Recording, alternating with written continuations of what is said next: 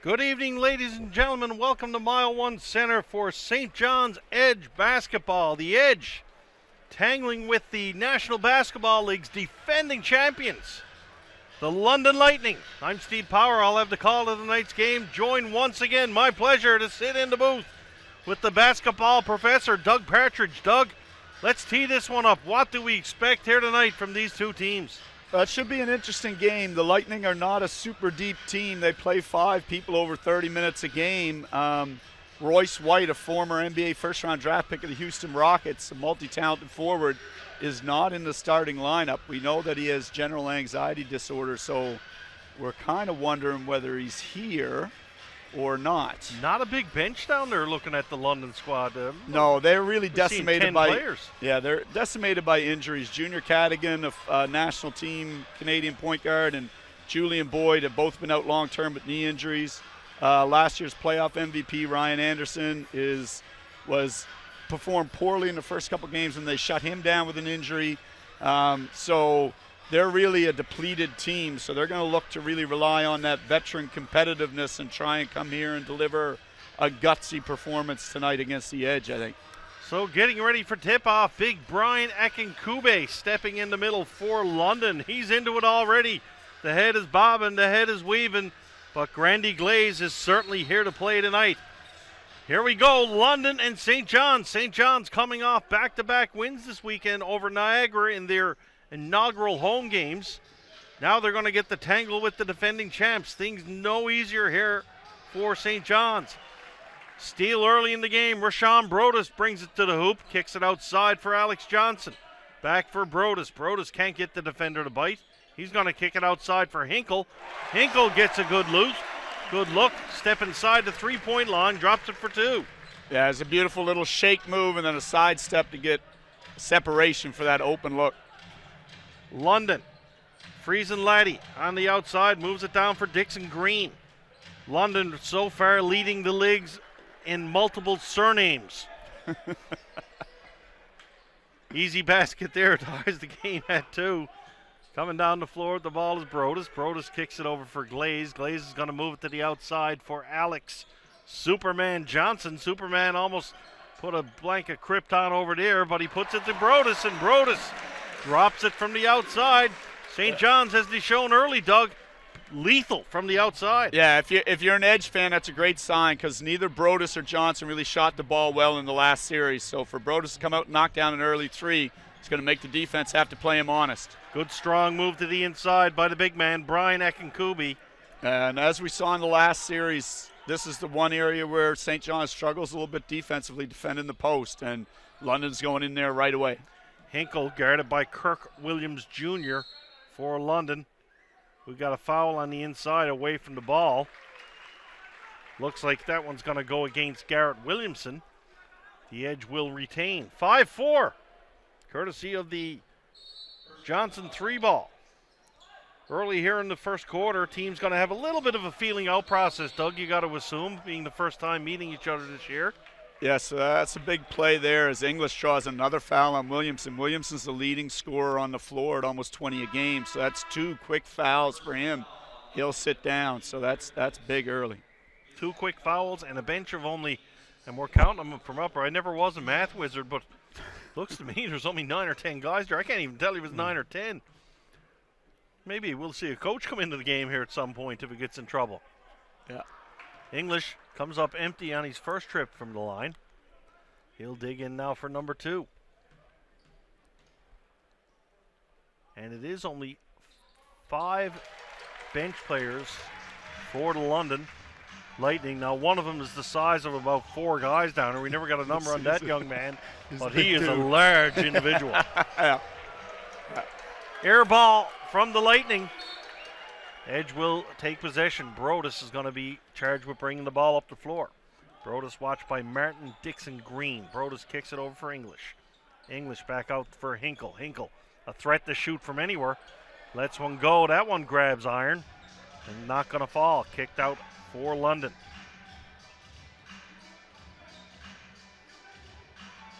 Marcus Capers on the floor now for the London Lightning.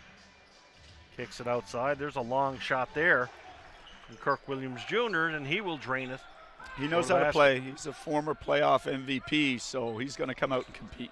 English down for Hinkle. Hinkle tries to bring it down low. Going to kick it out high to Grandy Glaze. Glaze over for Brodus. Brodus showing some quick hands. Brodus to the inside. Gets rejected from behind. Good save to the outside.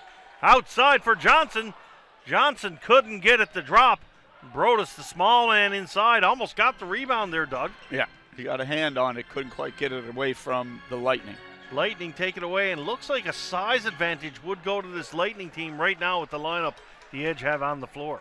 Yeah, the Edge are not an overly big team. They play two small guards, a couple 6'5" wings, and Glaze is only 6'7", so I think they're going to give up the size advantage. Here's Brodus from the outside, and Brodus drains the three ball. Yeah, and another, like I said, a great sign. He's had a slow start to the season shooting the ball, so it's good to see him coming around. Martin Dixon Green going to try from way outside, and he was nowhere near the hoop on that one. And the hometown Edge fans are letting them know. Yeah, that's London's second air ball. They might want to stay away from the left side of the court. It's not been kind to them early. How much does that fuel the other team? I know it gets the fans going. They humorously get on, or probably not so humorously, but how does that get the other team going?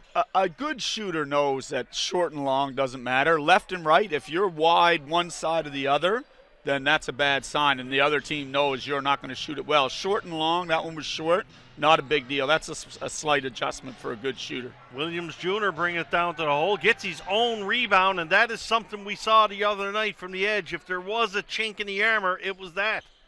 Yeah, their rebounding has to be better. Hinkle hits it down low for Grandy Glaze. Glaze comes over with the baby sky hook, and he'll get it to drop. St. John's back in the lead. Back and forth here so far. Martin Dixon Green now from that terrible left side. He says, get me out of here. I'm bringing it to the right. Green pulls up, drops him, but he misses once again and to the right of the basket, Doug. He does not look like a real quality outside shooter early on. Not quite sure if when the London team got here, if they were visiting our native George Street area early. There's a wide open shot, missed assignment there, but they're a little off in their outside shooting. Yeah, they're not a great outside shooter. They're only shooting 28% as a team from three. So this is not a team that makes its money from the three-point line. They play around the rim. But if St. John's continues to defend like we see here now, it's not going to matter. Wide open layup, that's missed. He was looking for the alley-oop behind. St. John's in transition. Bring it to the hoop. Johnson goes in, gets harmed. He'll go to the line. St. John's need to tighten up defensively, Doug. Most of the London baskets have been of the somewhat easy variety. Yeah, they are getting to the rim a little bit too easy. They're getting good opportunities inside. Like we said, the one area where they struggle is with size matchups and post defense and the things that go with that, like rebounding. So that is a problem for them because they're basically playing what amounts to four guards around Glaze, who's an undersized big. So these are the areas of concern, and early on, London is definitely prepared in that way. So they're going to have to try and shrink. St. John's going to have to try and shrink the court, collapse in the post a little bit more, and dare London to hit some outside shots. Johnson misses from the line. Grandy Glaze, great on the offensive boards, gets it and puts it down. And looking down, I see St. John's Edge staff member Trevor Jackie Moon Murphy nodding in delight with that offensive rebound. Yeah, like we said, Glaze has a tremendous set of springs on him. I mean, he just leaped right over top of Akanubi and took that ball away from him. Long three ball from the outside, and you talked the other night about the flat shot. That was a pretty flat approach there from that. Now that's Anderson. So he was out of the lineup last game. He's obviously back in this game. And he can really, really shoot the ball.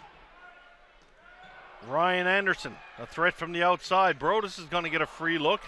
Can't get that one to drop, though. And the Edge having a little bit of trouble, it seems, from inside the arc. Yeah. And I think that, again, is the size. Like, this is a very long team. It's not necessarily a super tall team, but it's a very long team, London. And I think they're disrupting a little bit inside. Sefton Barrett drops one from outside. That gives London their first lead of the game. Johnson shakes down. I don't know, but we might have to get a medic out here. I think he broke that guy's ankles with that move. What a move by Johnson. And Kirk Williams Jr. hangs his head in shame momentarily. Back up, ready to go. What a move. Long 3-ball attempt there by London. That one's going to miss. English brings down the rebound. English kicks it over for Glaze. Glaze driving in, probably trying to make something out of nothing there, but the big man made a strong move, just couldn't get it to drop. London back in transition with the ball, and we've got a carryover. That'll be a double dribble. I guess, do they still call it double dribble, Jug? Back when I played basketball, that's what it was. Yeah. 18-17, 5:16 left to go here in this first quarter. St. John's Edge over the London Lightning. I'm Steve Power, joined by Doug Partridge. Live and interactive here. You can reach out to me on Twitter at StevePowerNL. We will get your shout outs and comments on the air. All in good taste, though, folks. Don't forget. We'll be right back.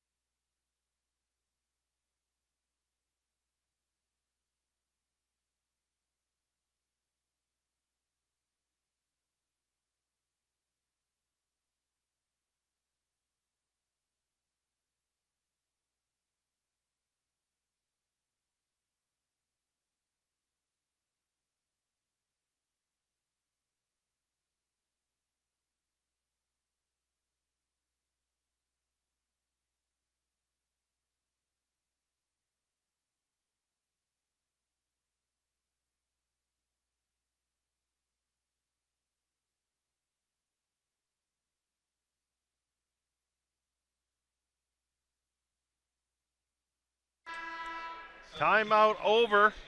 18-17, Edge over the Lightning. Doug, what do you think so far? Is it what you expected? Well, it's been 3 games now, and the Edge seem to come out gunning early. Lots of offense early in the game for both teams, and then they tend to tighten up as the game goes on defensively and kind of get better as it progresses. So, yeah, it's similar to the other 2 games so far. English with the ball up top here. English trying to get up in isolation. Jerry and Henry checking into the game for the Edge. English forced to take a tough shot. That one bounces away. Chance for London now to come back. Capers has the ball up top. He's going to kick it down for Ryan Anderson. Anderson loses that one. Ball goes away, and the Edge will take over. Little discussion here between the official and the player. Once again, certainly not going to change his mind. No, I think he was just pointing out that he might have had a little help losing the ball. That's a good way of putting it. Here's Charles Hinkle. Hinkle for Johnson. Johnson back for Hinkle. Hinkle's got an open look, and most times that will be the end result of that. Yeah, at some point in time, London has to realize that Hinkle can really, really shoot the ball because they're giving him way too much room. Williamson outside to Marcus Capers. Capers down low for Sefton Barrett. Barrett on the dribble here. Barrett gets it up, steps back. Good shot there by Barrett. Johnson right in his face there. That was a nice touch. That's 2 threes that he's hit. So he is playing well. He's shooting 13% from 3 coming into this game. So that's certainly unexpected. I don't know if Johnson could have did a better job on that defense there. We see Hinkle shot draw iron. That one's going to come away. Here comes London. Williamson isolated on the outside, but he's isolated on Hinkle. Gets it back. Williamson's shot misses this time. St. John's recognizing they want to put Hinkle on Williamson early. Here's an open look for Brodus from the outside. That one doesn't drop. Nice dish there by Hinkle to get Brodus all alone. Driving to the basket. Good effort there. Big rebound over the back. Yohanni D'Alembert. Surprise, wasn't called for a foul there. He just came in like Santa Claus down the hill on Christmas. Yeah, and Capers twisted his ankle, so one hopes it's not too bad and he'll be able to continue, but certainly not what London wants to see given all the woes they've had so far this year. Yeah, coming out of the game, walking under his own power though, so it's not a terrible thing, and he's going to the bench. Trainer's going to have a look at him down there. Edwards Jr. checks back into the game for the Lightning. Brian Anderson, he's got the ball up top. Trying to kick it down low. Good dish there. Good defense there by Jerry and Henry. Henry looking for the call. doing his best political party lobbying, but he won't get it. Ball remains London Lightning. Good defense, though, by Henry.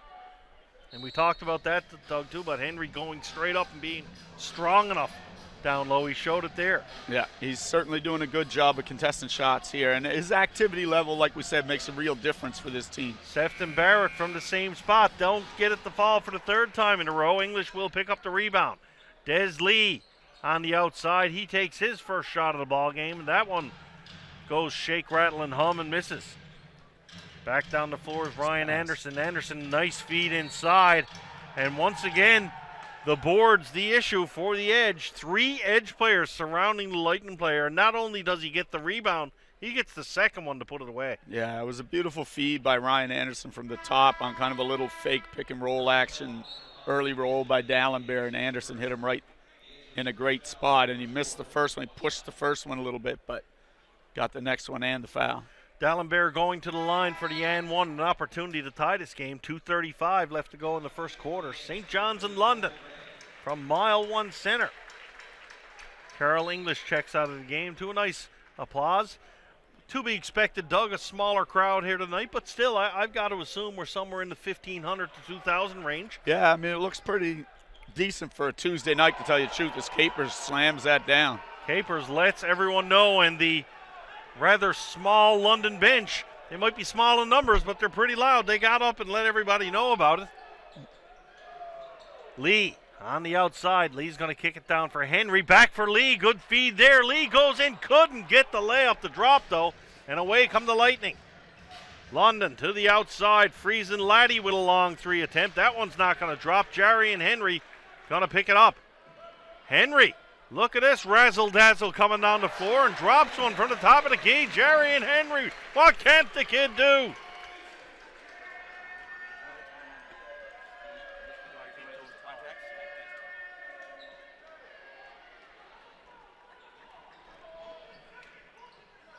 Alex Johnson back down the floor. 1:35 remains in the first quarter. Down for Henry. Henry starting to feel a little bit. Kicks it to J.J. White outside for Johnson. And you said it earlier, Doug. Good sign for the Edge to see Alex Superman Johnson drop a few like that. Yeah, if Johnson and Brodus are knocking down shots.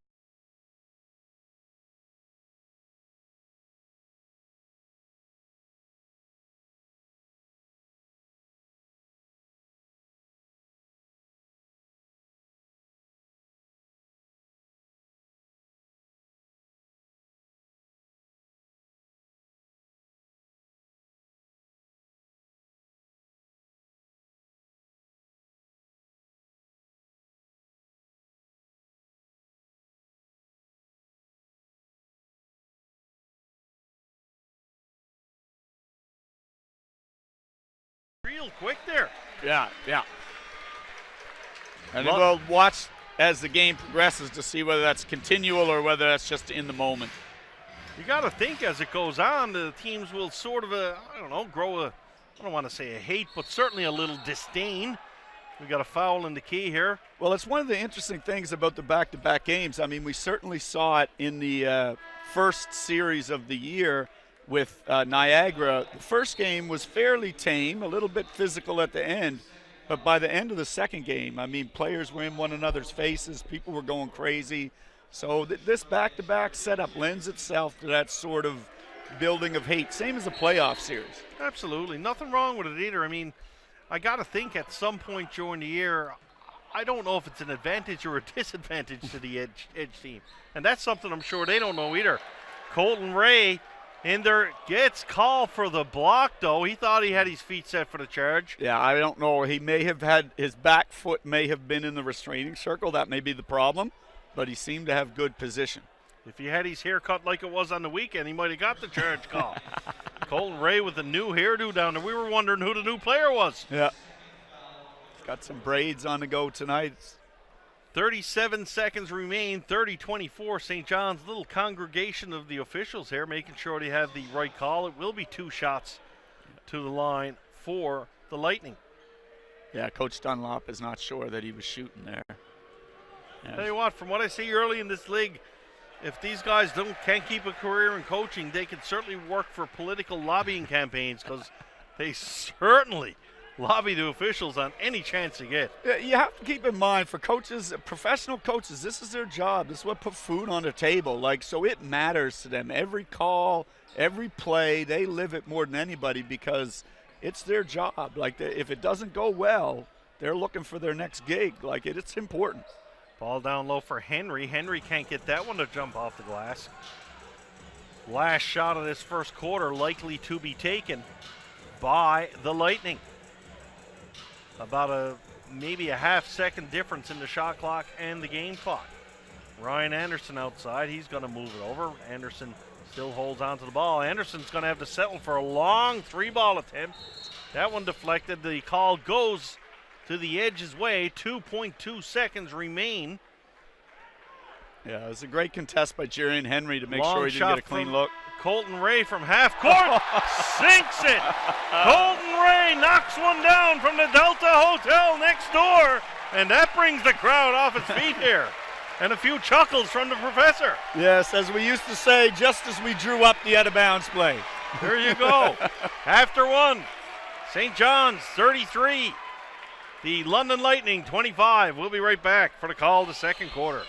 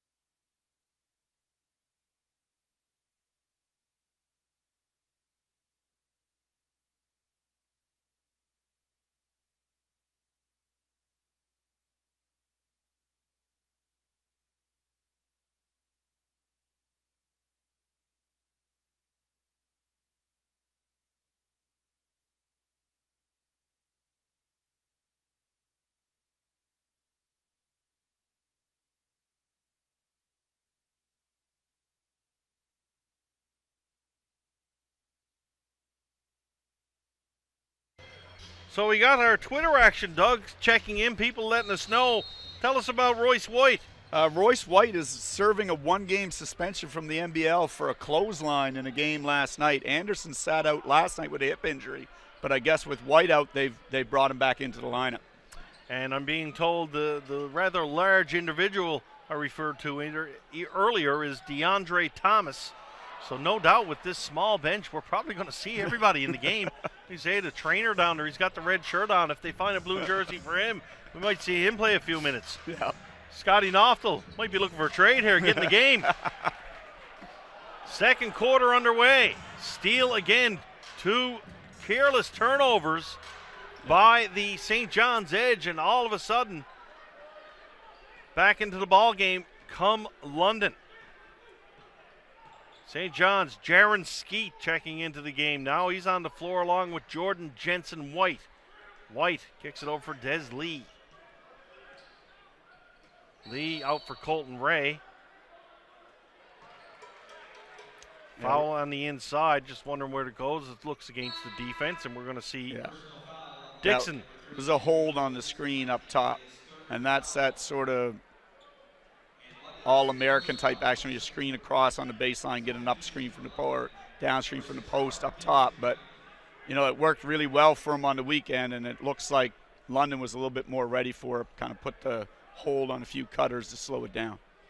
Got to say, I'm impressed with the London coaching staff now. They're really moving people in and out of the lineup with, well, it's not that it's hard to do, I guess, but there's a good flow to it. They're short bench, they realize it, so they're getting guys in and out. Yeah, they're going with shorter shifts, trying to keep people fresh. Nice pass there by Jarian Henry. Kicks it down to Colton Ray, and Ray gets the hoop and the harm. Ray will get a chance for the and one here on a sweet feed from Henry, and I really like Henry. Yeah, and we talked about it. He's got a great motor. He's emotional. He gets things going, and he plays hard, and he has a very rounded, skilled game. He can do a lot of different things. He wasn't in great shape in training camp, but it looks like he's starting to get his legs and his wind up so he can play more now. I can imagine that if he wasn't in great shape, there's a 3-ball by the London Lightning. If he wasn't in great shape, his intensity would get him there. He just seems so intense. I got to think he's sweating tying up his shoes. St. John's back to the attack. Looking for a double dribble there. Might have got away with one, too. Jordan Jensen White comes in. White trying to get into the paint. Some separation. Fadeaway jumper. Can't get it there. And a good rebound. Grabbed by Williamson of the Lightning. Williamson brings it down. Trying to get it by Colton Ray. Ray picks it up. Ray out to the outside for Henry for three. Jarian Henry showing some touch from beyond the arc. Yeah, he has that range. He can shoot the ball. Way to go, big fella. And he is telling anybody who'll listen to him down there, he's telling them about it. Yeah. Hard foul on Des Lee. He's down, but he's going to come up here. Hinkle's going to check into the game. Yeah, that might be a bit of an unfortunate one on Akanubi. I thought he set a pretty good screen. And Lee tried to jump over top of it and got caught as he went and fell. And they nailed Akanubi. I thought it was actually a fairly solid screen. Timeout London. Coach going to want to talk things over. Don't like the way it's going now. 39-31 Edge. 9:58 left to go in the second quarter. We'll be right back.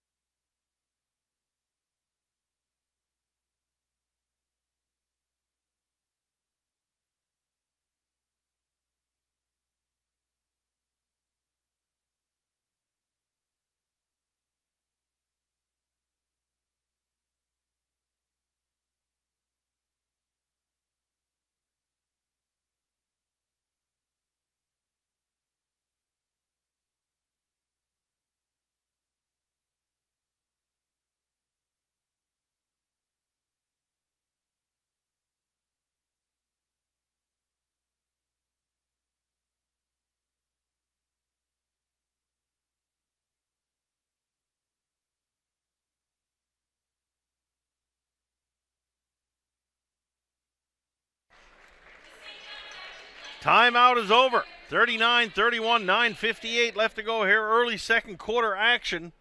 The Edge up by 8. And talk about, Doug, the pace of this game. I can't say it's slow, but I can't say it's high either. What's your commentary? People are making shots, so the scoring is high again. Like I said, you're right. They're not exactly pushing the ball hard. They're kind of walking the ball up a little bit, but people are making shots, so that's making the game more entertaining and making the pace seem high. Solid defense there, forces Henry into a poor shot. Ball's kicked down the floor. Capers kicks one across now. Back to Capers. Marcus Capers up top, kicks it down for Edwards Williams Jr. Kirk Williams Jr. gets the friendly little bounce there. That one's going to fall for the London Lightning. Jaron Skeet. Skeet get to release the ball for a shot. Skeet holding the ball outside, puts it over for Desmond Lee. Lee looks to go up, brings it down. Colton Ray from a long ways out there, Doug. Still 9 seconds on the shot clock. Yeah, that might have been slightly impatient there. London comes back the other way. Good defense there by Lee. He does get a foul, but he did not get beat by the quick footwork there of Kirk Williams Jr., Colton Ray. Yeah, I think Ray hasn't had a great start to the year. He hasn't got a lot of minutes, hasn't scored a lot. So that last shot might have been just a little bit of impatience trying to make a mark on the game kind of thing. He hasn't played poorly, just hasn't played well. Give him credit, though. Come back down the floor. That's pretty good defense. That was a pretty good move put on him, and he did not bite. Ball kicked out to the outside. Now it's going to come out top. Long 3-ball attempt there. Grandy Glaze is down low, and he will grab the rebound for the Edge. Yeah, Hinkle. St. John's survived a full scramble mode there. They were doubling everything. I think they just got caught out of position. Hinkle, long shot up top. That one catches the front of the rim. Doesn't get a friendly roll. Away comes London in transition. Big rebound there. Glaze is going to pull it down. St. John's back for Ray. Ray up top, back for Hinkle outside the Ray. Ray will get an open look, and he'll drop the 3 there, and that's a shot of confidence for that young man. Yeah, and that's a better look. It's on the line. He's a good shooter, and it was in rhythm. It was just a better overall look for him. Williamson just outside the foul line. He shoots, grabs the rim. Fouled in the attempt, though, and he'll go to the line for a couple of freebies. 7:52 left to go here in this second quarter. 42-33, St. John's over the London Lightning. And, Doug, if you're a fan of the Edge, you got to be thinking with Royce out of the lineup here tonight and the short bench, you really need to grab this game if you're the Edge here tonight. Yeah, you really want to get this one and also then set yourself up. You love to get the first game because then you got the chance for the sweep too, right? So I think that's important. The only concern I would have is it's a very disjointed game. There's no real flow to it. No one's really doing anything systemic or, that they can keep doing continually. So it's still very much, even though it's 9 points and it seems like the Edge are playing better, it's just shot making right now. So I think if one team can establish something here, a little more systemic, then you would like them over the course of a long game. And I think you look no further than the local favorite, Carl English. He seems to be as deep as this Edge team is, and they certainly are. We see Hinkle coming down. He's fouled. He's going to go to the line. The Edge are deep, but I got to believe English is the straw that stirs the Edge drink, and he's sitting on the bench with 1 point here with 1 quarter and a few minutes gone. That's got to be a little bit of a concern. Yes, and he's outstanding when he makes decisions off screens. When he moves without the ball, he can just turn his defender inside out off those screens. And that's what I like to see. And then you get Brodus and Johnson penetrating around those cuts, and that's when systemically they're very hard to guard. Right now it's just kind of someone's open, they fire it up, it goes in. It's, like I said, it's really disjointed, I think, on both ends. I can qualify my statement. Knowing English, as from little as I've seen the past few games, he can go out in this quarter or the third or fourth and just absolutely turn it on. Yeah. And take over. Yeah. Big 3-ball there from the Lightning brings the score to 43-36. Hinkle puts the ball to the floor, outside for Glaze. Glaze over to Rashawn Brodus. Brodus picks up shot, puts it down low. Glaze was looking to get him. We got another foul here, and I tell you what, the short bench Lightning certainly not afraid to be physical. No, and we said, that was really when Niagara had their best success. So I think they kind of looked at those 2 game tapes and sort of said, what do we have to do? Well, we have to try and get them out of that screening game. We have to be a little bit more physical, maybe take a couple more fouls, and see if we can get them to play a different way. Big move to the line there by Brodus. Rebound by Grandy Glaze.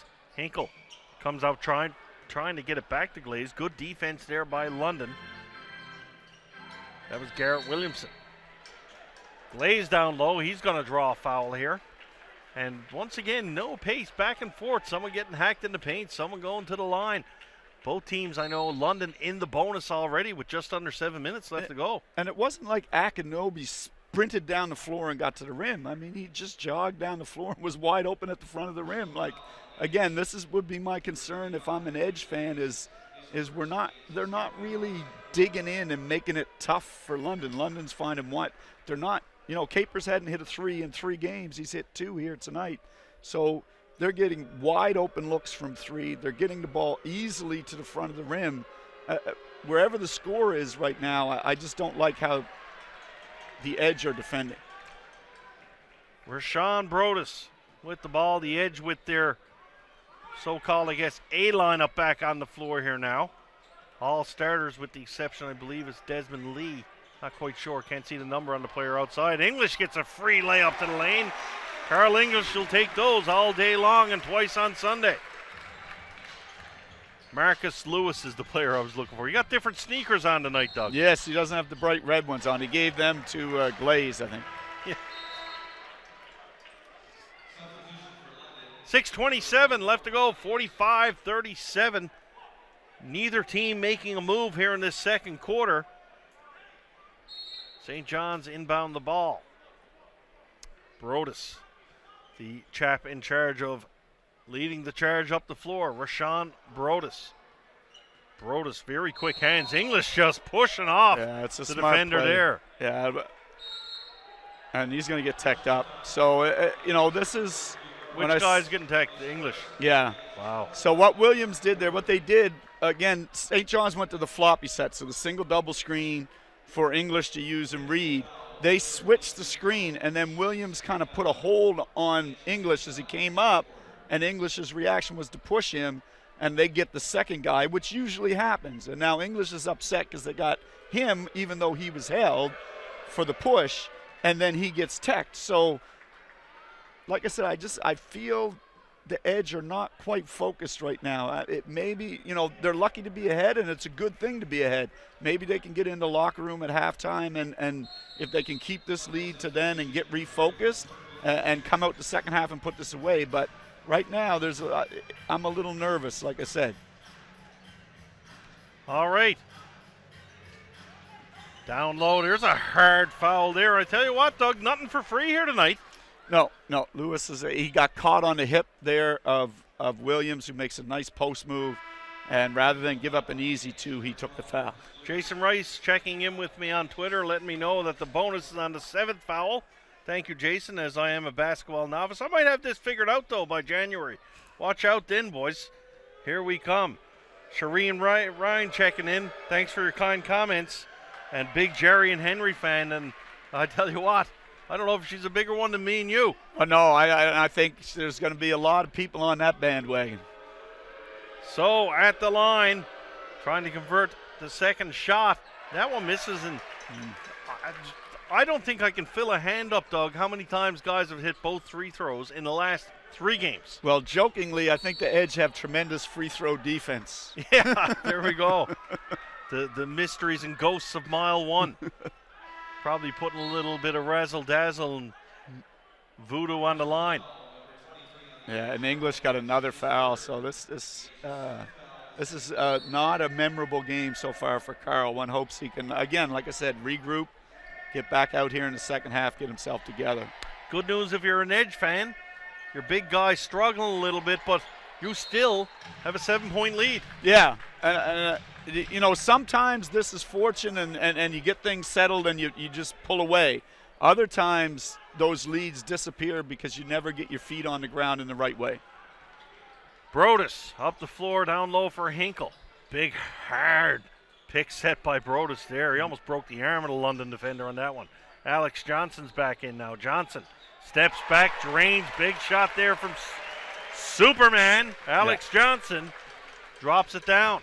And that's really the shooting of the guards, which was missing in the last 2 games, has been the key here tonight in terms of the Edge having the lead. Nice drive to the hoop there by Sefton Barrett.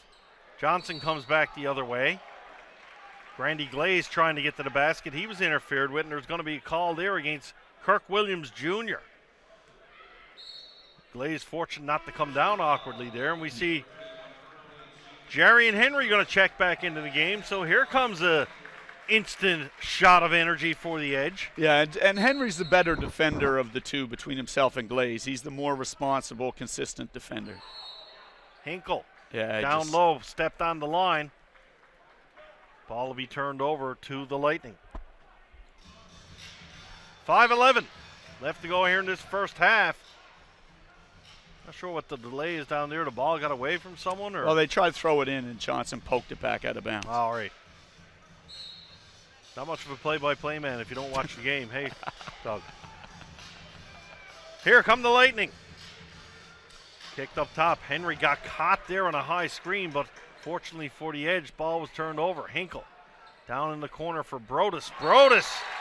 That one looked sweet. As soon as it left his hand, that was like money in the bank there, Doug. Yeah, I mean, I tweeted out a little something this week, 3 observations from the games, and the third observation was they would probably need their backcourt to shoot better, and maybe they read that tweet or something because they came out on fire tonight. I'll go with you. That's the reason why they're shooting better. The professor, let them know. I'm with you on that, and anybody doubts us, I'm going to the grave. That's why they're doing it.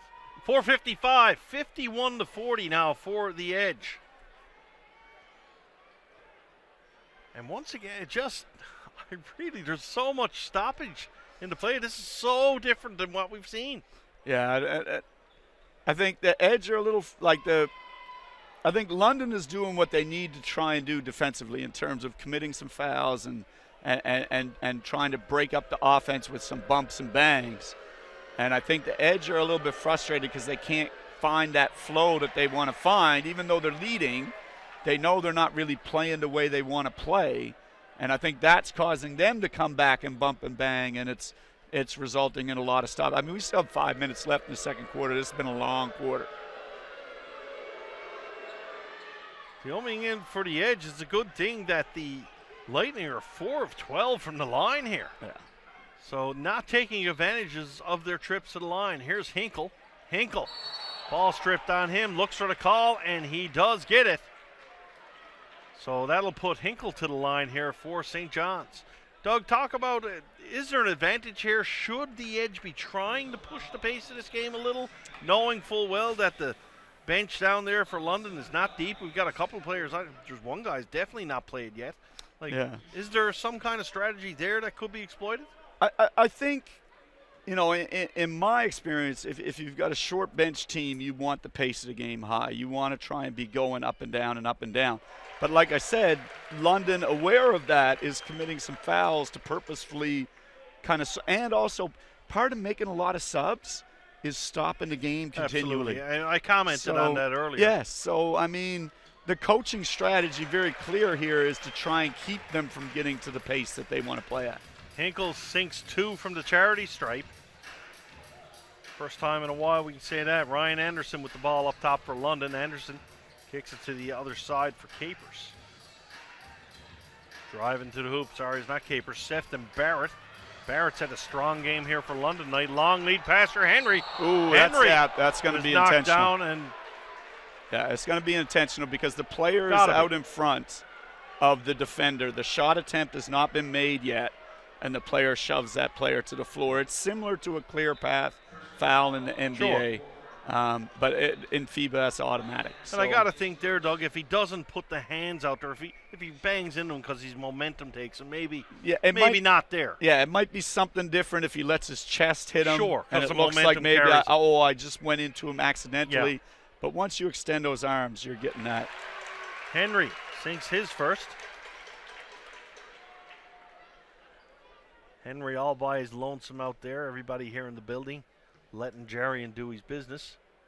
He's 2 for 2 from the line, and now the Edge will take the ball back. If Jarian Henry was a wrestler, he would be Impact Pro Wrestling because that young man has had impact in every game we've seen here so far. Yeah, and he's a quality individual, a really nice young man, so I'm happy for him. Brodus kicks it out for Superman. Down for Hinkle. Hinkle under some intense pressure going to the hoop. They're going to go to the line. Both teams now in the bonus. 4:11 left to go here in this first half. 55-41 in favor of the St. John's Edge. And it's beginning to look like even if the Edge can't find that rhythm that I was speaking about, that the London team just may not have enough offense to stay with them. And if you're right, right now we haven't seen the Edge really hit their stride. No, we haven't. If it comes, this could be good night Irene early tonight. Yeah. Yeah, I mean, the Lightning are not a great shooting team, and they hit a lot of threes early, but now those are starting to dry up a little bit. The defense is starting to get a little bit better for the Edge. There's a long 3 attempt. That one bounces off the glass. Good inside rebound there by London. Gets it and makes it drop. Yohanni D'Alembert. Brodus outside, turns it over, throws that one away though. How does Barrett not travel with that one? That might have been missed. Long 3-ball attempt there. That one falls short. Hinkle grabs it. Player goes into the stands there to polite Newfoundland fans just helping him out and putting him back to the floor. Long shot from Brodus. That catches iron, bounces free. Williams Jr. brings it to the rack. Good basket there by London. And London want to chip away. Yeah. They'll take easy ones like that. Yeah, and they need them. Like I said, that their shooting is starting to cool off a little bit. They need to find another way to put some points on the board. Johnson out for Brodus. Brodus looking for a screen off Henry. Instead kicks it down low to Big Jarian. Jarian under the back to Colton Ray. And the third turnover in a row. That's going to bring big Rudolph Jolie into the game. And I like this move by Coach Dunlap. Doug, inside seems to be an issue right now, and the big guy coming in should help it. Yes, yeah, to guard Akanubi, who had a good start to the game down on the post, make sure that he doesn't get loose. Here's Barrett, Sefton Barrett on the outside. Barrett drives down low. Going to have a foul there. I believe it's going to go to Colton Ray on the back. I think it's going to be Jolie on the. He had a bit of an arm bar there. A bit of an arm bar, so I guess a lot of an arm bar would definitely be a foul. A bit of one, hey, maybe not. Yeah. To the line. Barrett will come to the line. Both teams in the bonus. 2:56 remain here in the first half. 57-46 in favor of the Edge. Yeah, just as it looked like the Edge might be breaking it open again. 3 quick turnovers, like you said. If he makes this free throw, 6 straight points, and London keeps hanging around.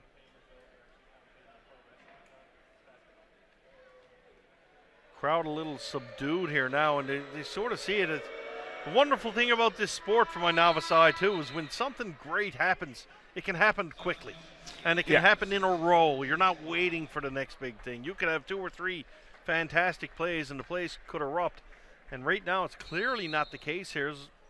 St. John's just need to score even once every 2 possessions. Well, it's funny. We're talking about the need to score, and they've got almost 60 points on the board. We got a travel call on the inside. That's going to make it 0 for 4 down the floor. Yeah. Opportunity for London to come back into it.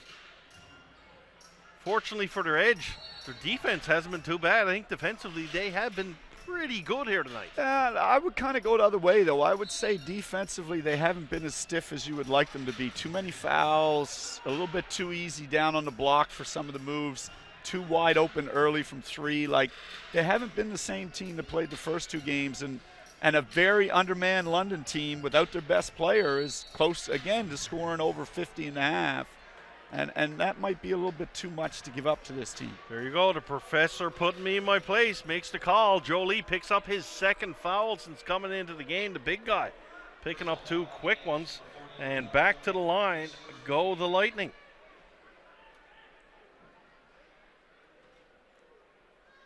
Looks like Akinkubi. Back to the line one more time. He drains the first one, and it's almost a matter of time. Maybe comfort in the new building shooting, but it seems like the shooting is getting better here. And I don't know if could that be a thing, Doug? Well, I think that end in particular that the Lightning are shooting at with the blacked out background is maybe a little tougher than you would. That's not something you normally see. Normally there's fans all the way around. So that might be something that people need to adjust to a little bit. Alex Johnson trying to direct some traffic here. Hinkle pops out. He's going to come back down low. Johnson changes the point of attack. Johnson down low for Rudolph Jolie. He made that look pedestrian. That was. I probably could have made that play. He was matched up on the other team's point guard, and the point guard didn't offer a lot of resistance to that one. Here we got a foul away from the ball. Akinkubi's going to be called from that one. And Hinkle took a little bit of a forearm to the chin. He's no worse for wear. St. John's get the ball back. 2 minutes left in the first half. St. John's up by 10. Coach Jed Dunlap going to call a timeout and have a little chat. Can't like the offense in the last few possessions. No, too many turnovers. Like you said, 4 turnovers in the last 6 possessions. They got the basket from Jolie on the last one to kind of steady the ship a little bit, but I think he wants to make sure they're getting the right kind of looks here at the end of the half. 2 minutes remain, 59-49. St. John's over London. We'll be right back.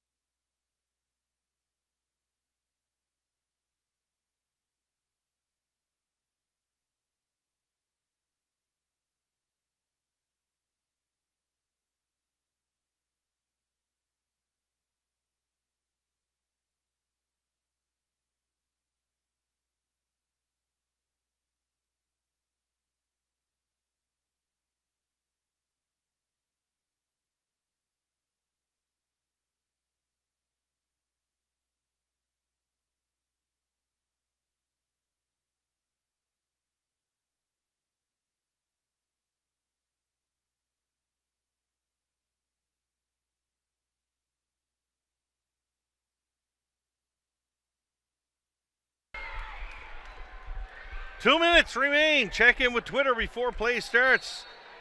Don't forget, folks, you can reach out to us at Steve Power&L. Checking in with Steve Ennis, watching the game in Edmonton, I believe. Steve, thanks for your kind words. And they are still working on a few little gremlins here in the broadcast, but we're certainly miles ahead of where we were the weekend. So thanks a lot for joining us. And by all means, feel free to let us know what you think. There's a offensive foul down the other end. Johnson took the charge there. Edge came up empty under offensive possession, but they got a good look. Williamson tried to make a Euro step. He swung the ball over. Unfortunately, when he went to swing the ball over, his elbow clipped Johnson in the face. So and that was called as an offensive foul, which is a tough one because, again, it's his third. So I know St. John's didn't score, but you had the look they got at scoring. Like, they did get a good look at the basket and made a nice play. Yeah, they went to Jolie again and tried to get something, but Akanubi was on him that time, and he offered a lot more resistance. Here's Brodus.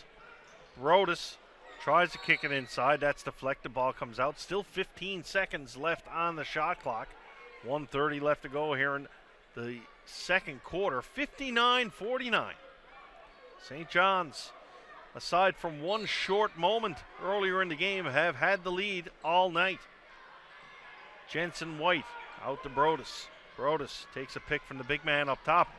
Brodus goes around Akanubi like he's collecting sponsors on a lapathon. There's a shot from the outside from Charles Hinkle. And that's the kind of offense you like to see, where you're getting that penetration to kick out the extra pass, a wide open three. That's when the Edge is playing well. Ball kicked up top. Sefton Barrett trying to drive down. No room there at the end. Just like Jesus in the manger on Christmas Eve, he was forced out. Ball kicked out on the outside. That's deflected. Ball will go, foul going to go against the Edge. So to the line once again. Knock it down, slow it down, drag it out. That's the modus operandi here for the London Lightning, Doug. Yeah, and the Edge have to stay away from those sorts of fouls. I think it was Hinkle who got it, which is unusual. He's usually a pretty clean defender, but I think he gets nailed for that one and puts Anderson on the line. Ryan Anderson adding to his 4 points tonight. And you can see that, obviously Anderson sat out the last game with a hip injury, and when you watch him move, you can see that he's not moving freely.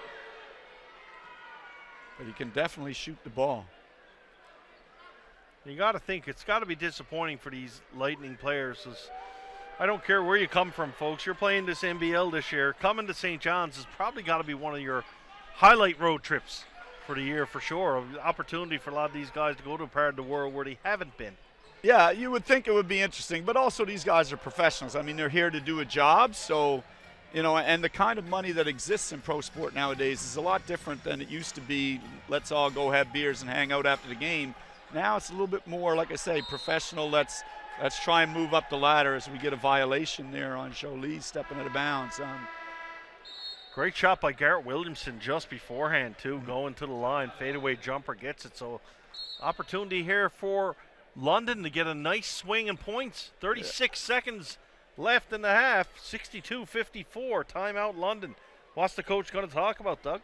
Well, for the London coach, you're setting something up. I think you're trying to get the ball, maybe some kind of two-man game with Williamson and Williams Jr., two of your leading scorers, whether it's a pick and roll action or whether it's a little screening action, something that may get you, because if you get another bucket and get this down, this was 16 points 3 minutes ago.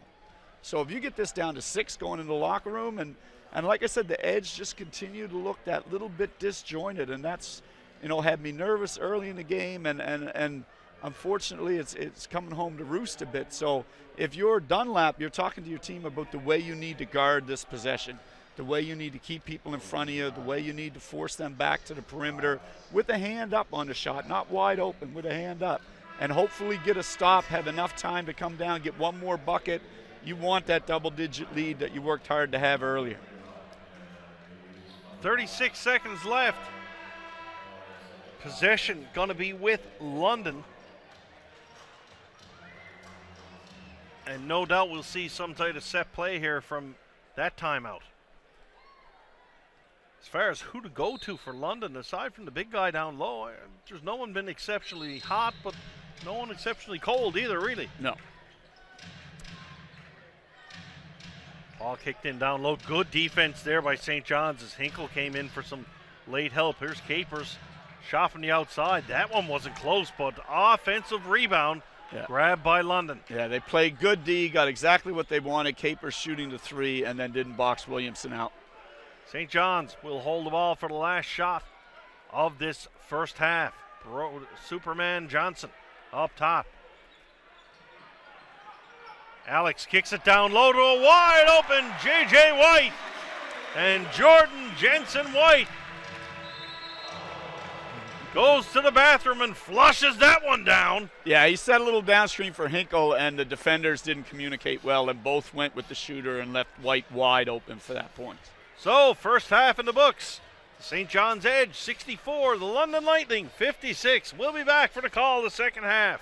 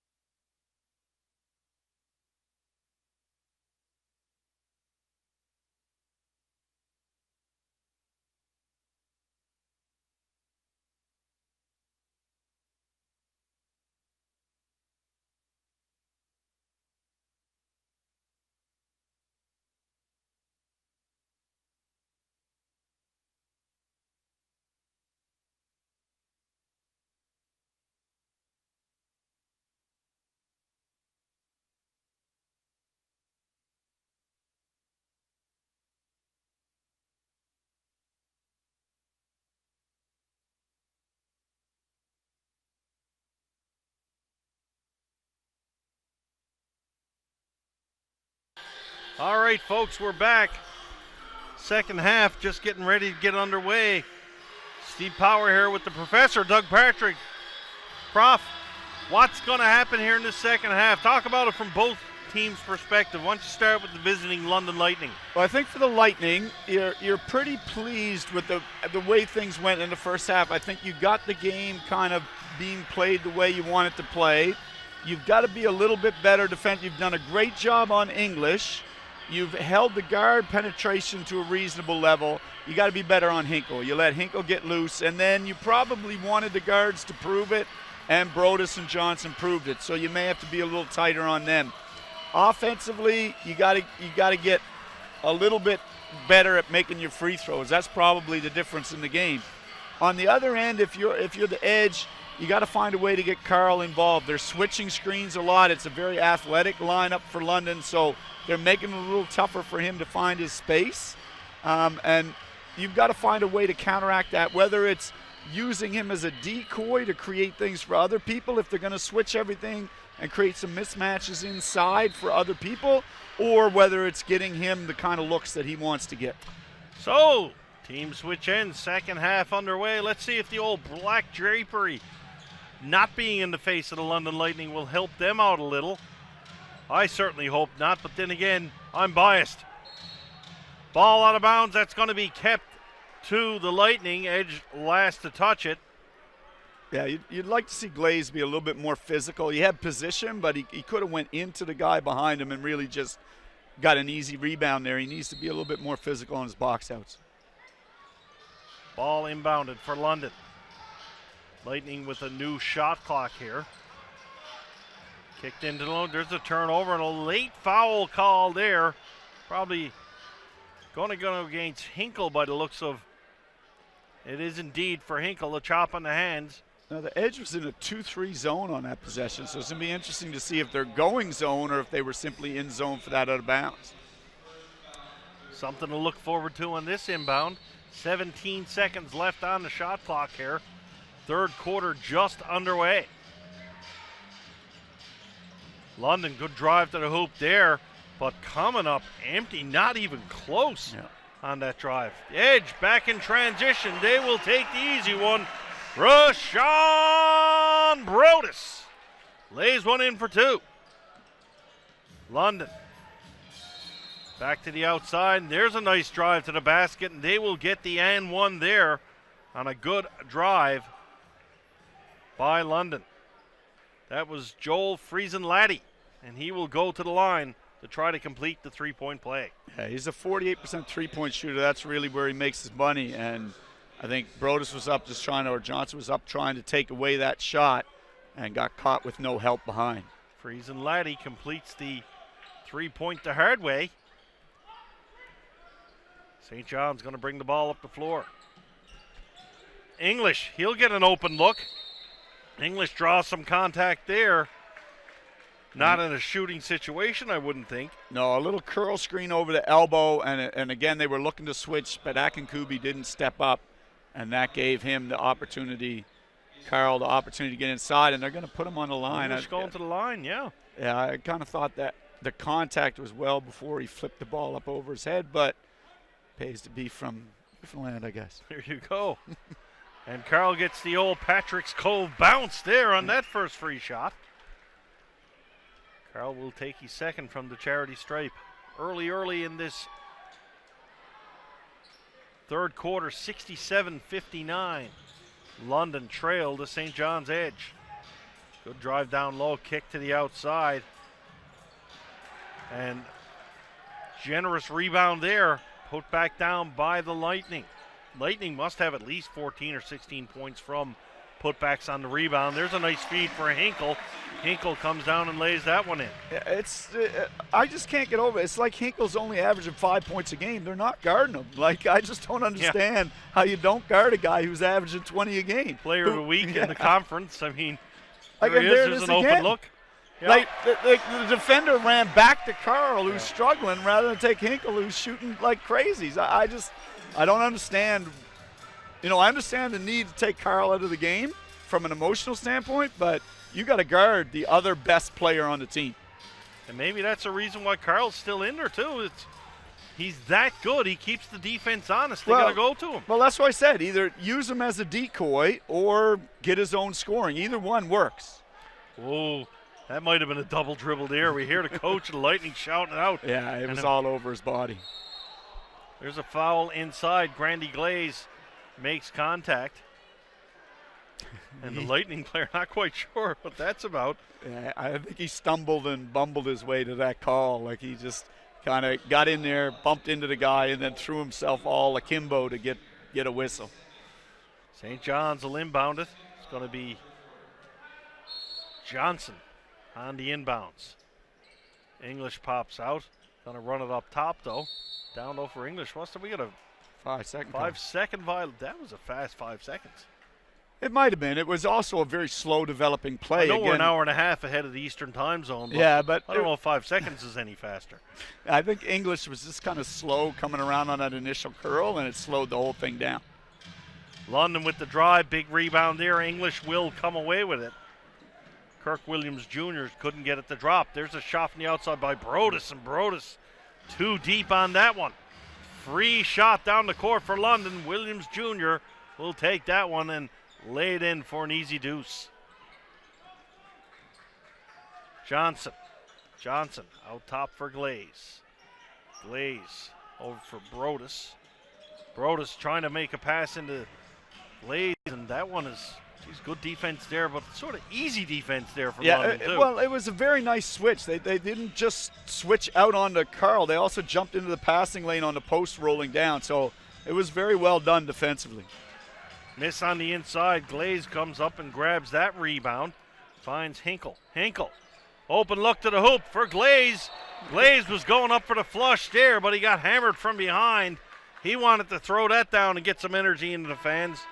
But nothing for free tonight here at Mile 1, Doug. No, and again, it's just it is honestly that they're putting so much focus on Carl, to find Carl, that Hinkle is roaming around free. Like, again, that was not a difficult take to the net.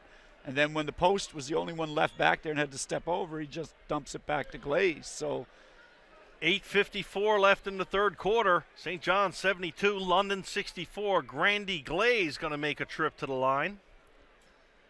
Glaze steps up and he draws iron on his first shot, and foul shooting certainly not St. John's strong point here tonight. No, Glaze needs to put a little more arc on that shot. 66% from the line. That might be good if you're in grade 10 biology, but in professional basketball, 66% is not what we're looking for here tonight. London back on the attack. Aaron pass there. That almost worked out for London, but it bobbles out of the big guy's hands. Yeah. St. John's will come back. Friesen Lottie wanted to go to the corner for the shooter over the top, and Akin Kubi kind of reached out and got his paws on the ball and couldn't hold on to it. Brodus on the outside. Brodus steps in down low, and there's some quick hands there by the diminutive point guard. Diminutive, what's he, 6 foot what, Doug? I think he's 6 foot even. That's diminutive in basketball, isn't it? Yeah. From the outside now, London on the attack. They put it down low, and that's an easy hoop there for the London Lightning. 8-12. English taking a long shot there. It's almost like Carl said, you know something, I haven't scored in a while. I think I'll just drop a 3 from Flat Rock or something. Well, I mean, when they're really being tough on you on the line, sometimes that's the way you have to go. You have to step back and take a little deeper one. St. John's cause a turnover again. Hinkle, long shot down for Johnson. Johnson is fouled on the play. He will go to the line on that Aaron Rodgers-like pass from Charles Hinkle Hoops Hinkle. And again, the game just keeps meandering along. We really don't see much. Neither team taking over at all. Yeah, right? no, you'd like to see someone really assert themselves defensively and say, okay, we're going to string together a series of stops here.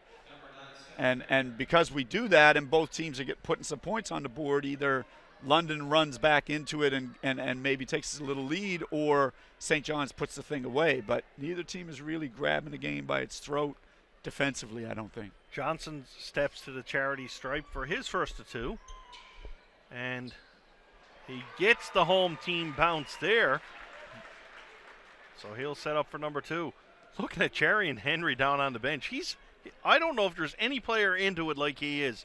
He's there taking foul shots from the bench. He's living it. Absolutely. Good on you, kid. London. A little bit of a wily veteran move there, dropping the shoulder in to draw the charge. Carl English was asking for a travel call, but the blocking call will go against St. John's.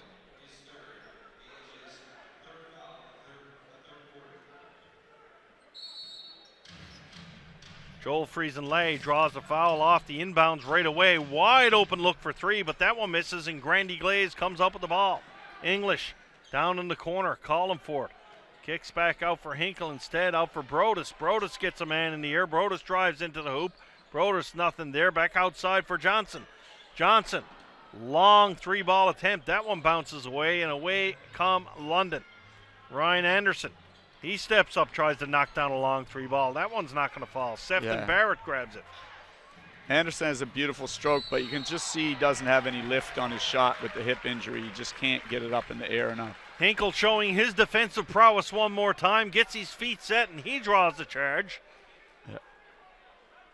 And Jarian Henry set to check into the game for St. John's. Interesting fact, courtesy of Twitter from Shireen Ryan, Jarian grew up playing point guard. And apparently then he grew to be 6'10". So talking earlier about his ball handling prowess and not afraid to launch one from beyond the arc. Make no wonder. And he also showed good vision the last game. Remember, he had 3 assists and threw some really nice passes as well. Brodus now for St. John's. Brodus puts it into the aforementioned Henry. Henry tries to find Hinkle, can't get it. Chance here for London coming down the court, and they will draw the foul. And once again, London taking advantage of giveaways by St. John's and just coming back and making them pay.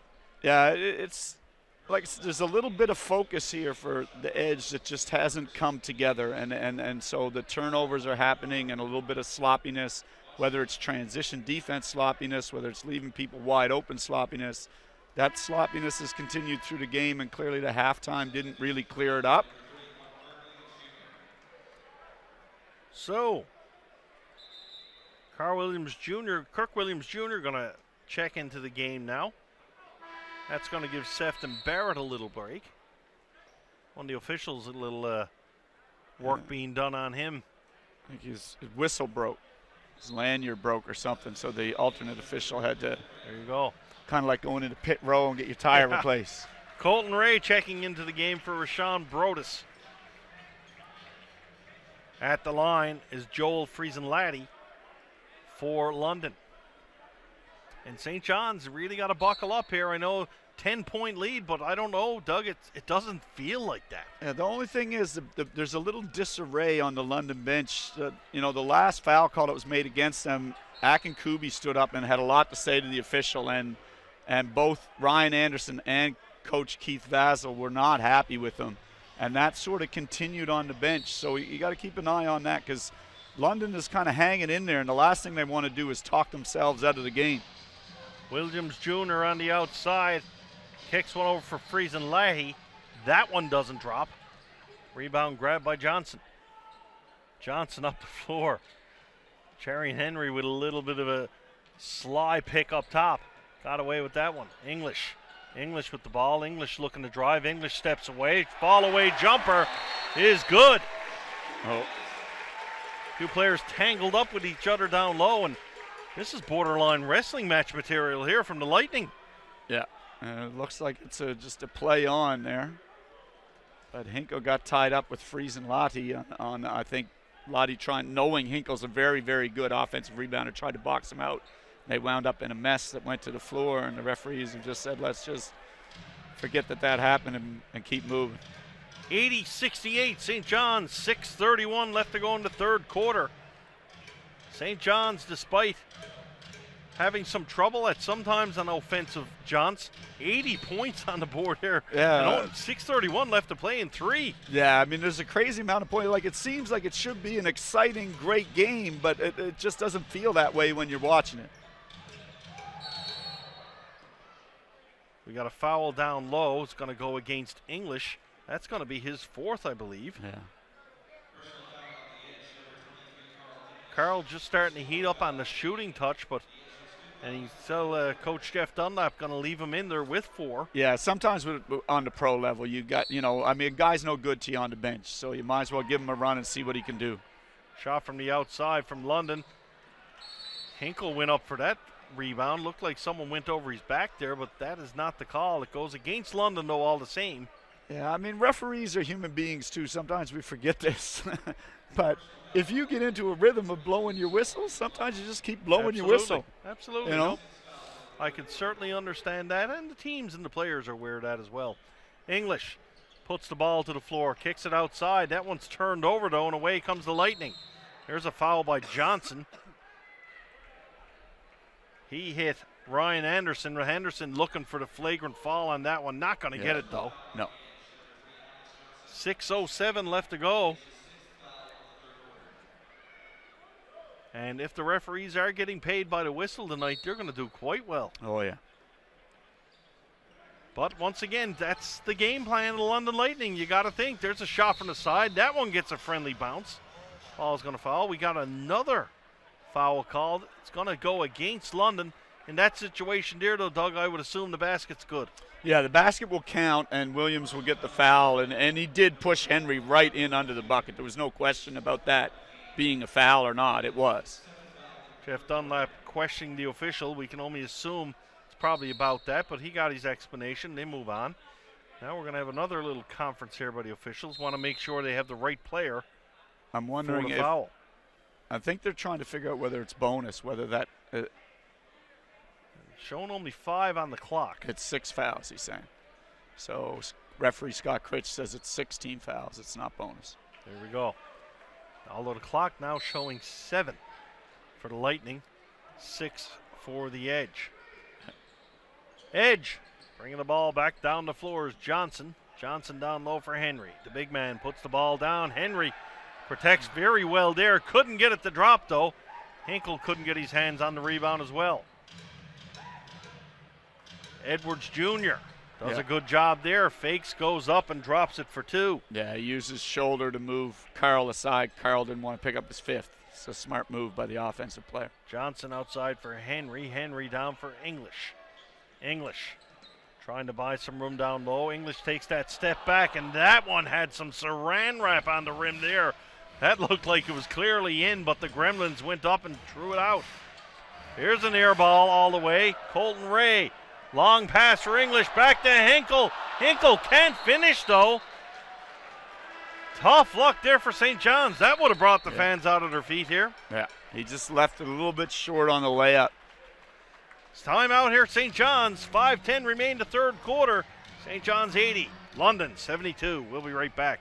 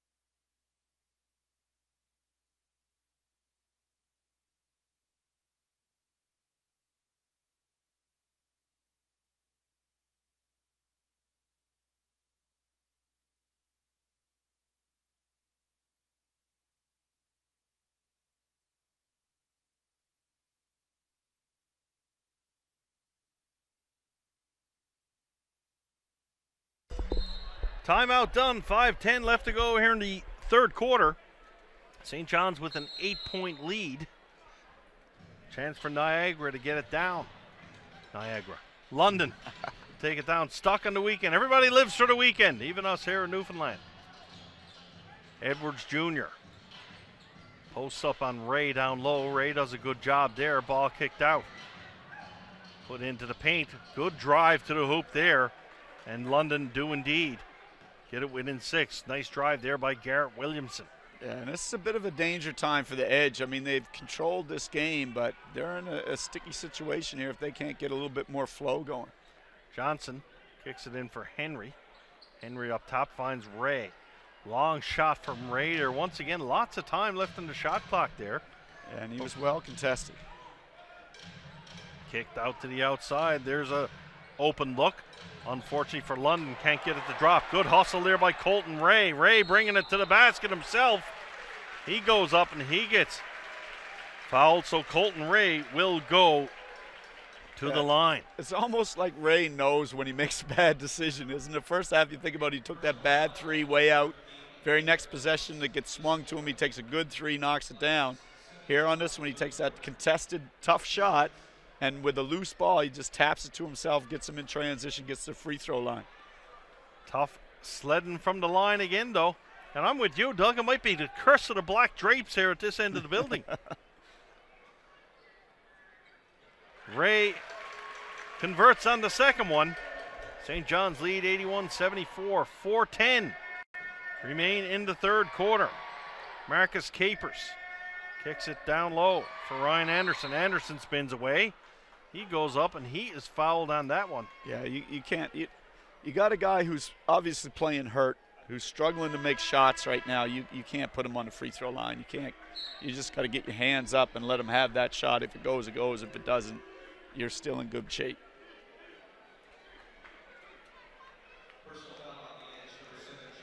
Anderson to the line. He's got 7 points on the game.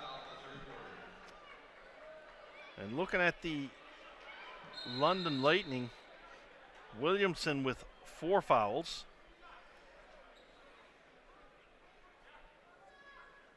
Friesen Lahti with 4 fouls.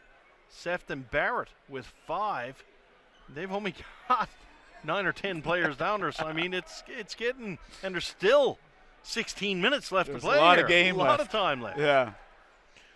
On the Edge side, we've got a bunch with 3. We've got Hinkle, Ray, Johnson, English, all with 3.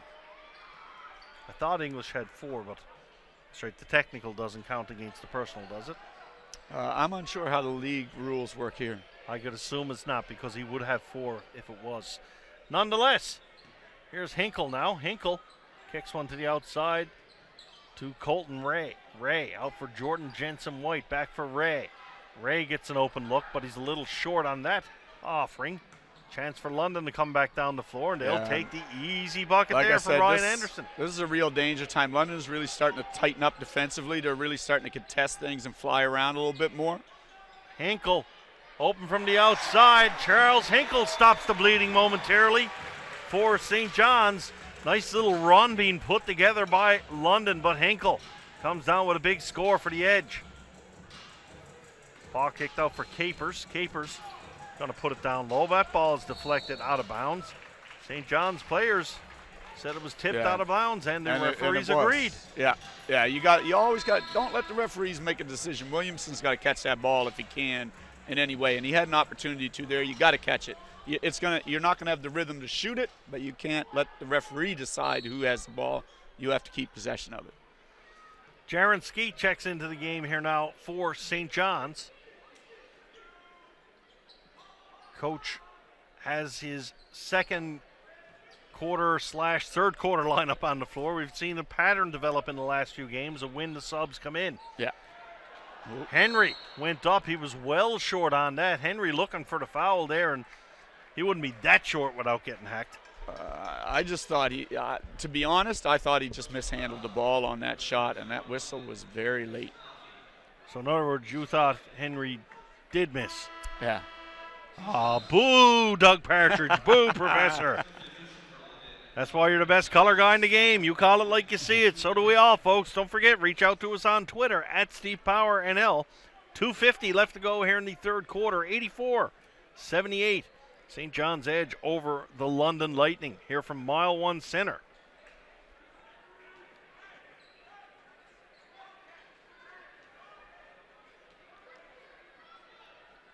Jarian Henry from the line. Once again, the foul shot gremlins playing with the rims here tonight. Neither team tearing it up from the charity stripe. Capers kicks one over for Anderson. Anderson's going to move out, wait for something to set up. Missed assignment down there somewhere. Ball kicked out to a wide open Edwards. Edwards kicks it down low. The big guy down underneath. He's going to turn and spin and drops it as Brian Akinkubi will take that all day long. Skeet for St. John's. Skeet brings it down the floor. Skeet, wide open look from a long ways away. That one's not going to drop. Chance for London to make this a 2-point ball game. Ryan Anderson for Edwards Jr. He's stripped.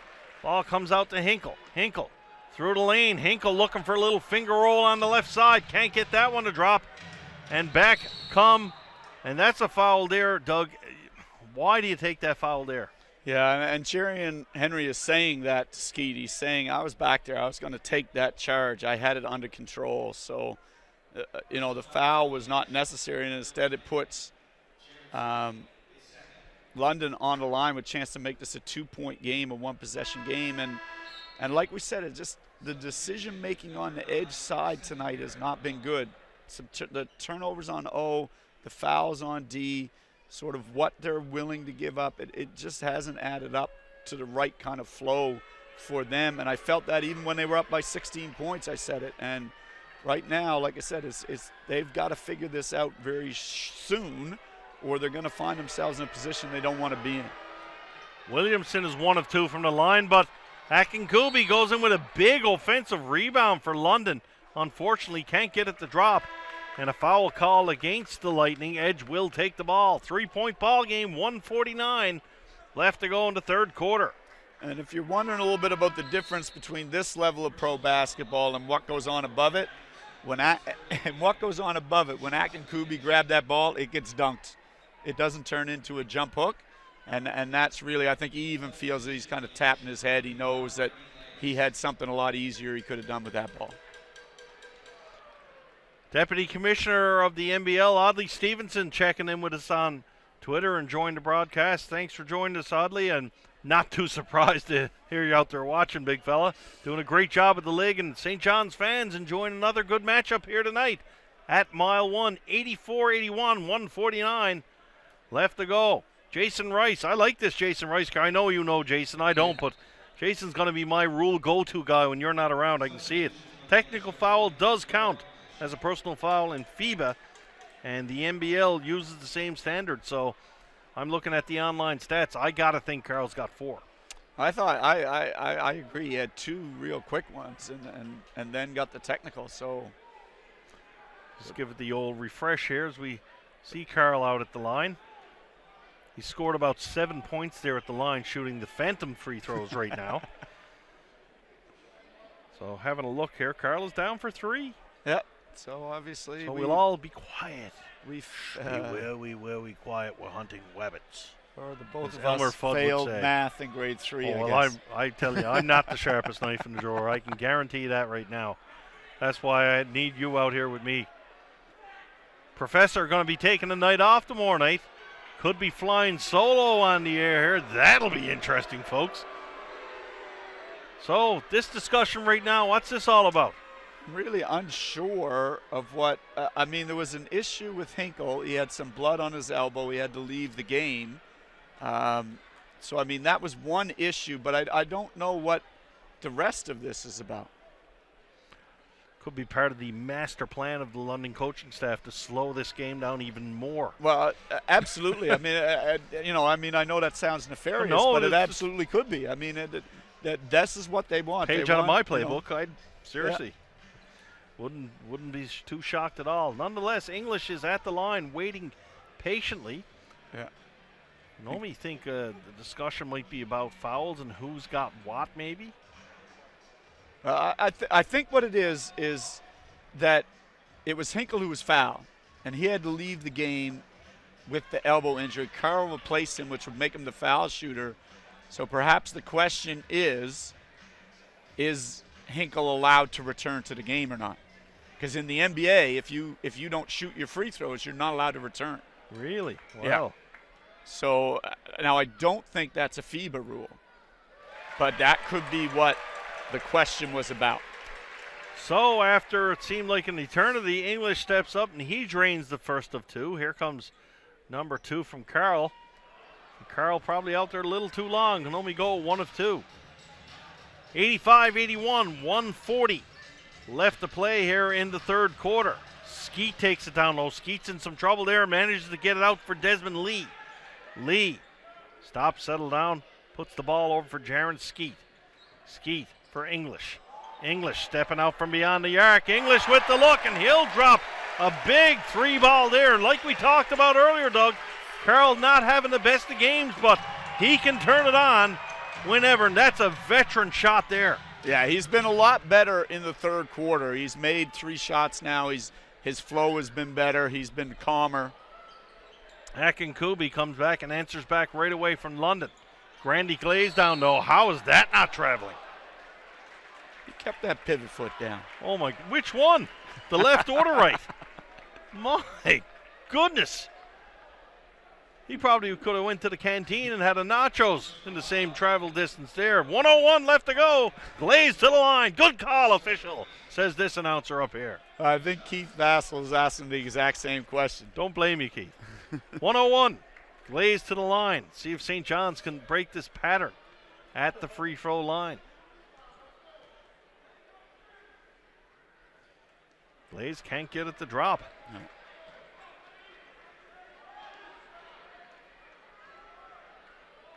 St. John's 14 of 26 from the line.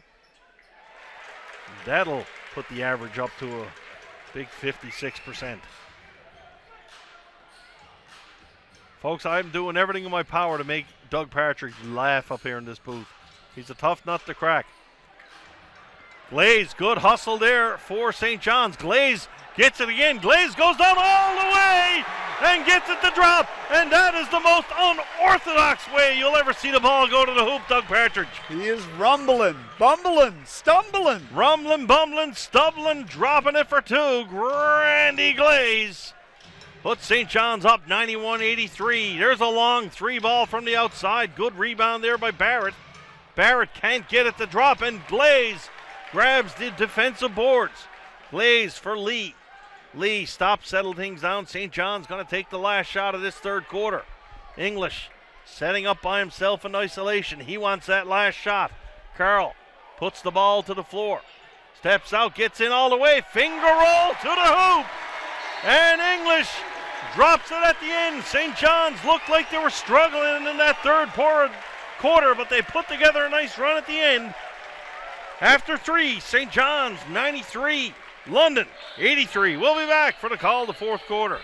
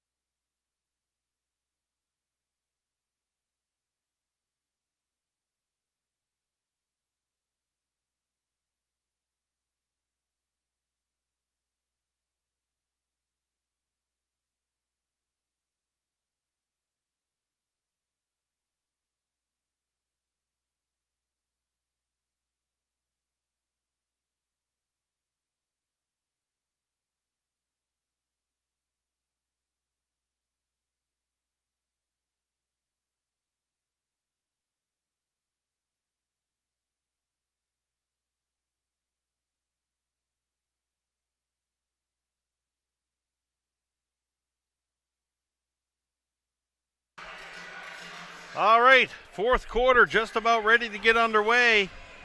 London Lightning haven't taxied anybody in extra to their bench, playing this game with essentially 8 players for the most part, maybe 9.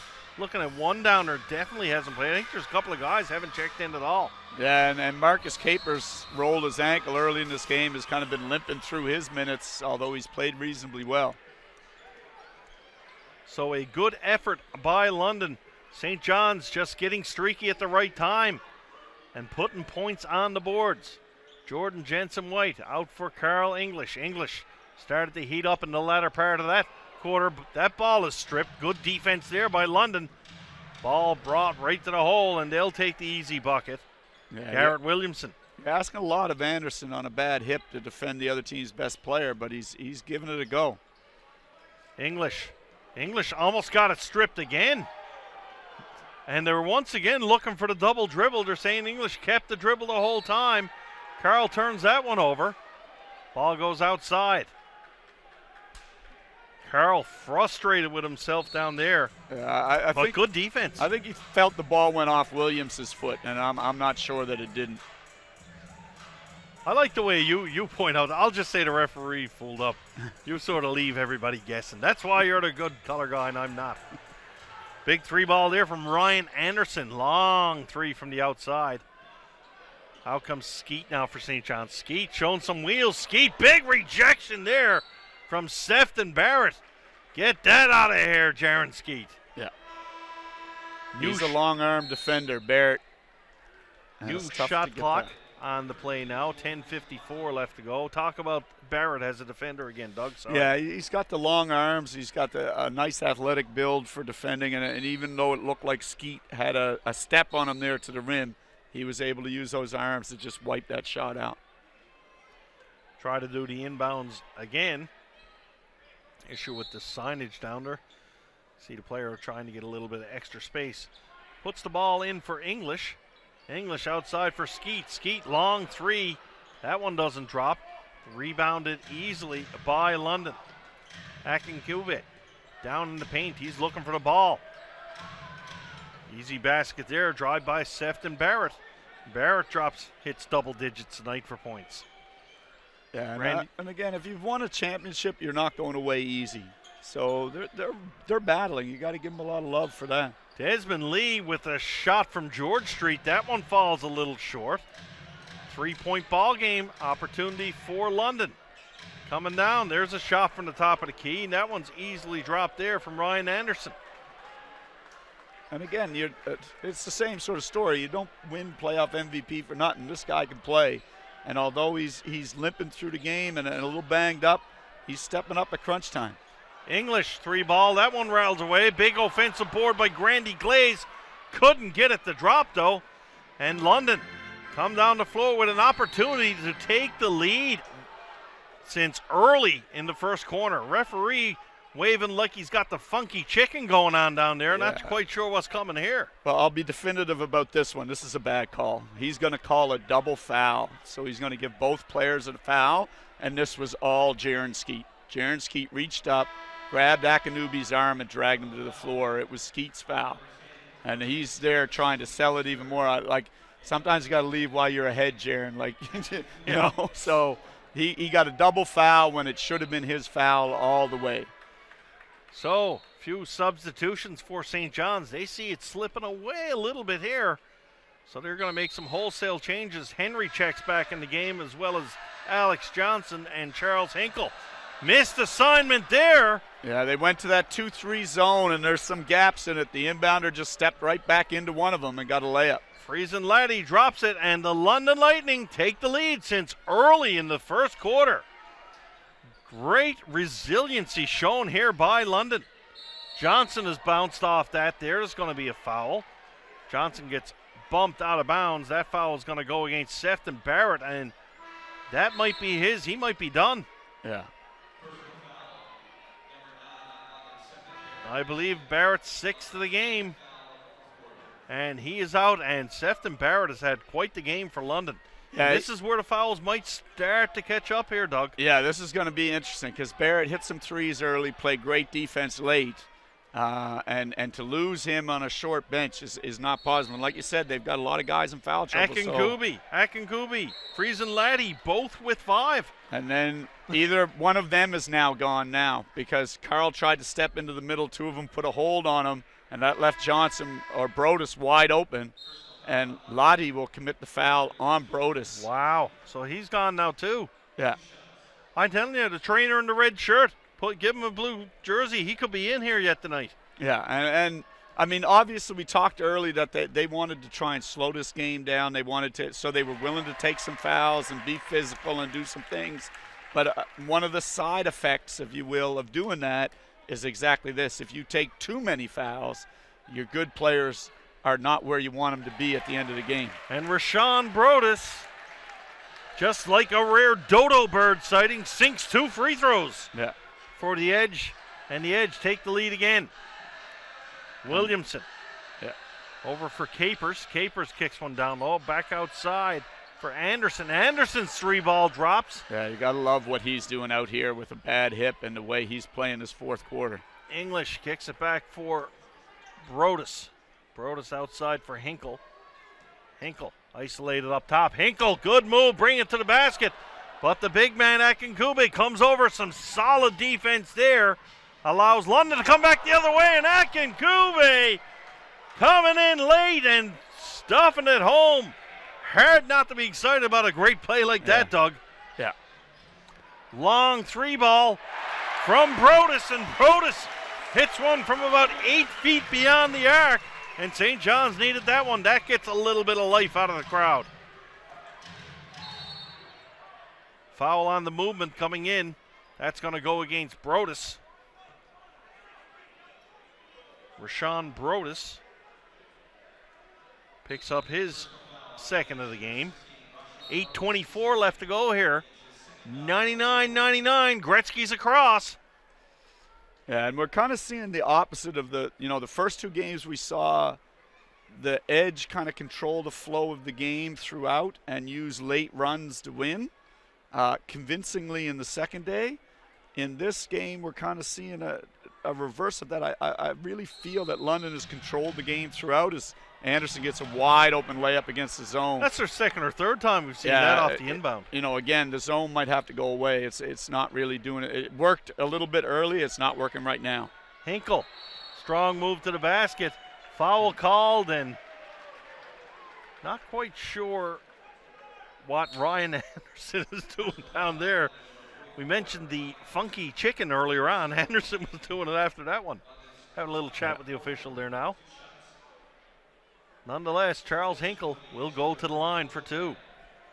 And they've done a much better job on Hinkle in the second half. So after the first 4 or 5 minutes of the second half, they've kind of bottled Hinkle up. They've made him play off the dribble more. They've contested his shots at the rim, and he's left his layup short. Hinkle sinks the first one. Number 2 from the charity stripe, and St. John's starting to put together some free throws, and with the foul trouble of London, that could be a very big item as we go on. Capers up top, he's guarded by Hinkle. Capers kicks one in for Anderson. Anderson bumped off the ball. Jarian Henry up top on Anderson. Ball kicked outside. Down to the lane, English is there, and he takes the charge. Offensive foul called against London.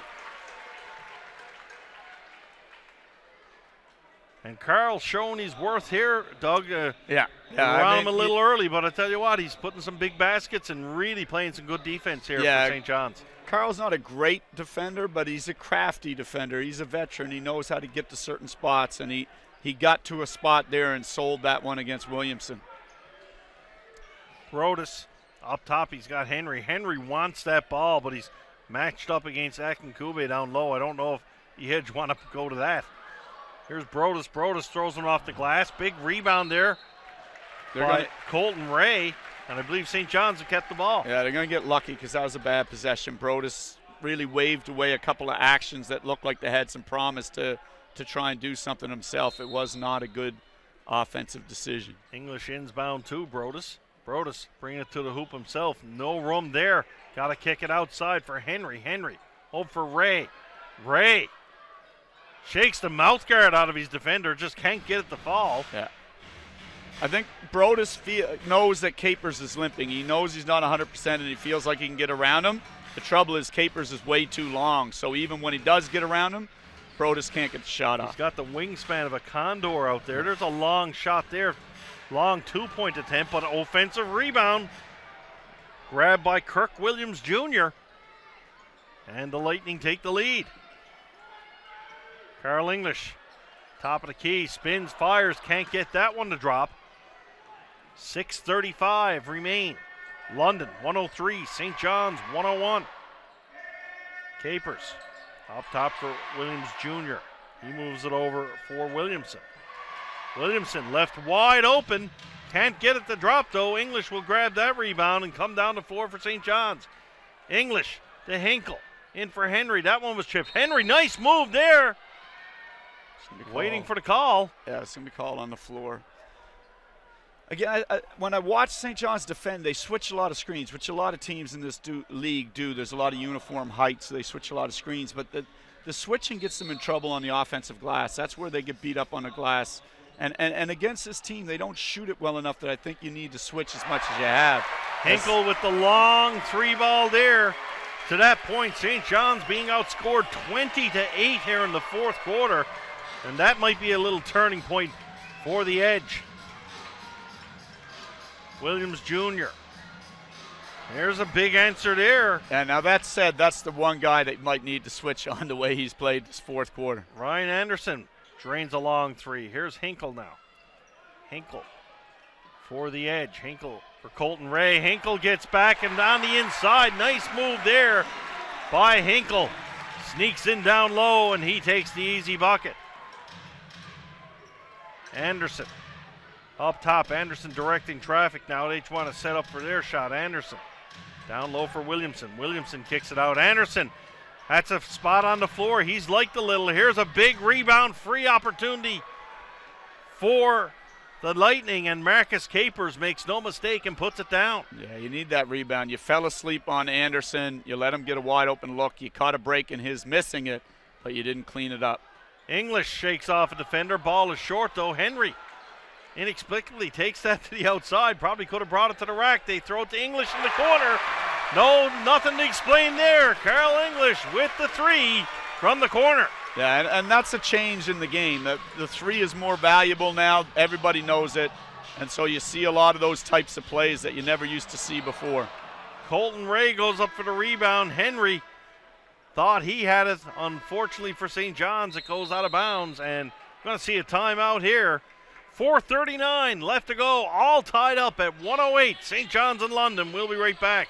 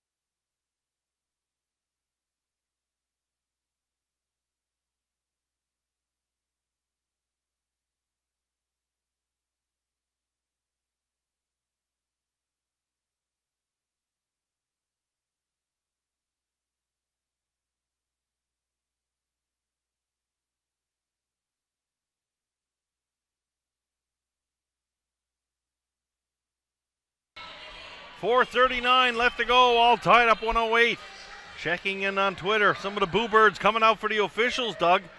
Tough night for the boys with the whistles in their mouth. And the teams are making it tough on them. A lot of contact, a lot of slowing down, pushing, shoving, grabbing, holding. Tough job to be an official. Yeah, and there's been a lot of difficult calls here tonight, a lot of tricky sort of things.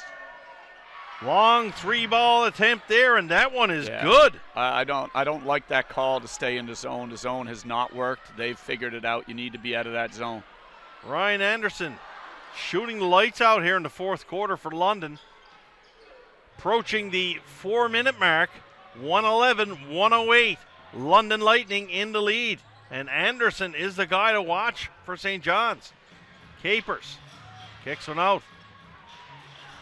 On the side, the big man Brian Akinkube misses a long shot. Alex Johnson will come away with it for St. John's. Johnson to English. English, he's going to let one go from long distance, and English drops one down there. English asking the official about contact on that shot as well. 111, 3:35 left to go. Buckle up, folks. Going to be a big finish here at Mile 1 tonight. Foul called down low, I believe a blocking foul, no? Charging? An illegal screen. Illegal screen. And not That's quite. on Akinkube. I believe is that the night for him? It should be. I believe he's down for 5 now. Let's see. Kirk Williams Jr. was just. They're holding up the 6. I think that's Akinkube's day.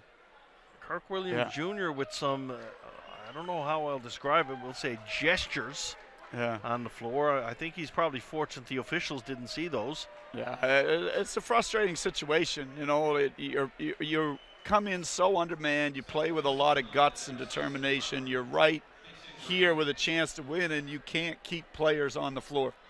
So 3 players now fouled out for London. And London have certainly earned their way back into this ballgame.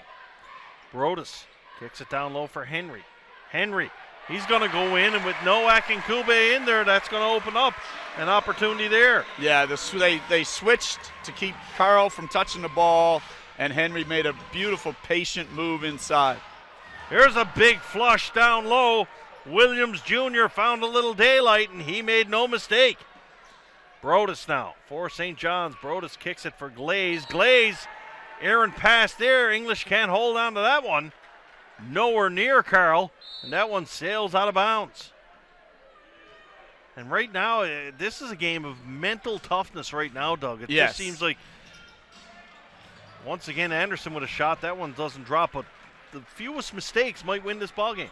And that's usually the way it goes. But here in this last 3 minutes, absolutely. English draws a foul up top. That's going to send him to the line.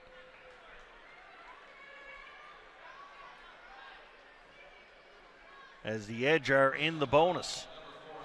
113, 2:43 left to go here. St. John's in London from Mile 1 Center in the National Basketball League action. First day with my new tongue. English sinks the first foul shot for St. John's. Now the big thing for St. John's is this next possession is tighten up defensively. Protect the key. Keep the ball outside. Don't let Anderson be the guy, but make somebody else shoot it. Anderson has been the guy for the Lightning right now. Williams Jr.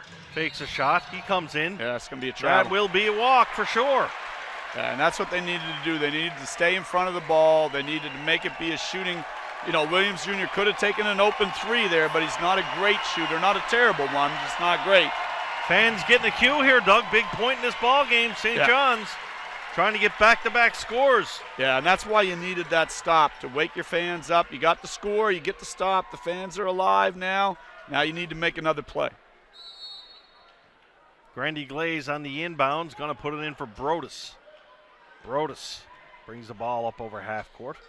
Brodus kicks out. Moves along to the side. Brodus seems to want to take it himself. Brodus finds some daylight into the basket. Kicks it to the outside.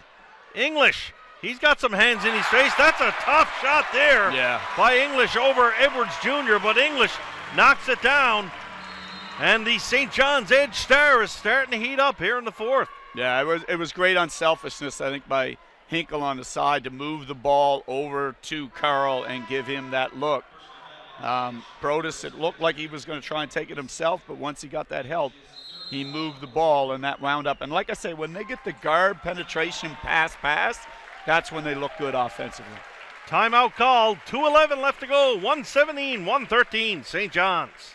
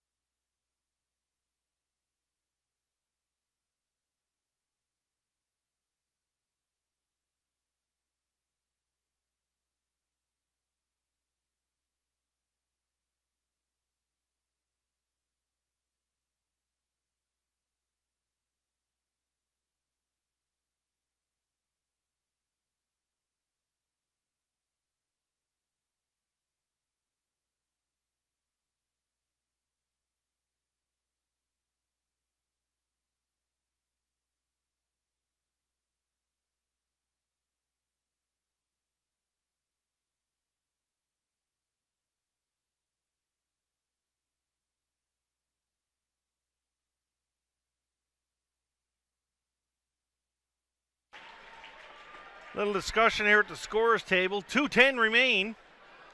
St. John's in a bonus situation. They've got about, as you eloquently pointed off camera, they've got some fouls to give, probably about 6,000. Yeah, they're in a good position here to defend hard and not worry about taking a couple fouls. And the London Lightning looking down at a pretty sparse-looking bench down there. London with possession. They inbound the ball. Williamson's going to take it up top. Williamson kicks it for Anderson. That's going to be a foul, and that will be a 3-point foul. And unfortunate there for, I'm not sure if it was Johnson or Brodus. Had to wait for him to turn around. Looks like Brodus. Unfortunate. I don't think he meant to foul him. He was just running out. No, he was a little late getting. He wasn't quite close enough to Anderson off that last screen, and he was trying to get there to get underneath him. And I think Anderson just did a good job of kind of being in a position where he could create a little contact with Brodus running in late. And that's a 3-shot foul, so that's a big one.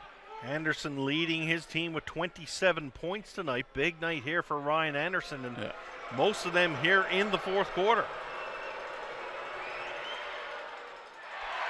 Fans will be happy. They think they had something to do with that miss from the foul line.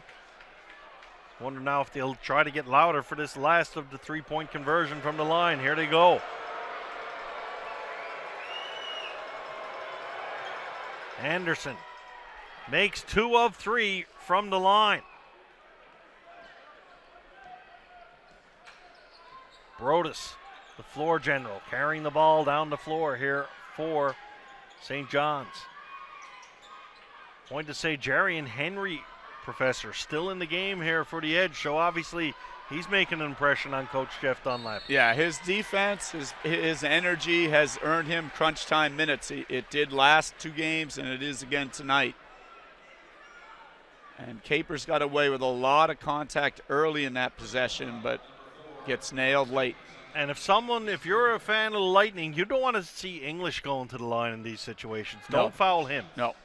St. John's has, frankly, struggled from the line tonight, but it's not Carl English that you want to put there. No.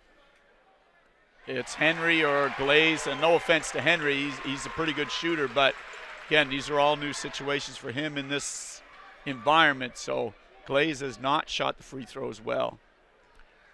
St. John's here late in the fourth quarter have indeed buckled down, and they're 6 for 6 here in their last attempts.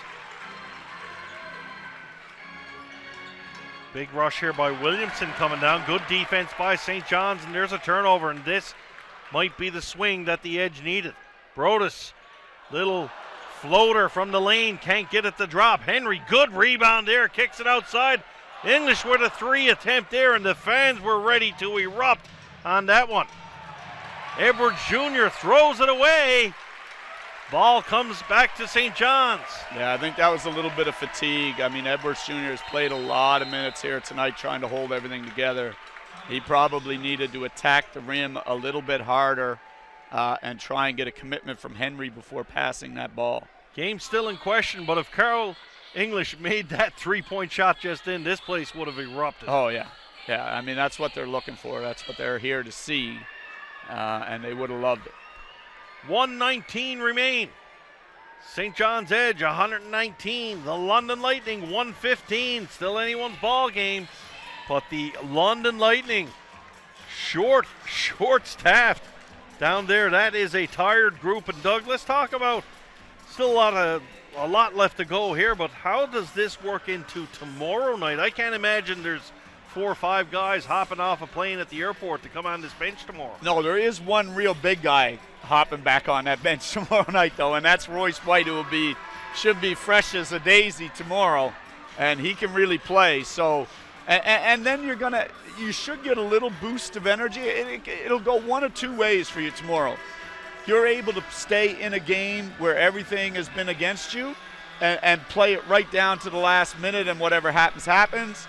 And then you get your best player back and you are psyched to go, or you've spent so much energy trying to be in this game that you come out tomorrow, you're in it for a minute with Royce White, but you just can't keep it going for 48 minutes. St. John's ball, 119 left to go.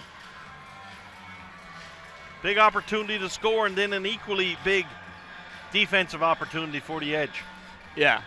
I think if the Edge scores here, there's still a lot of time left, but it's going to be tough.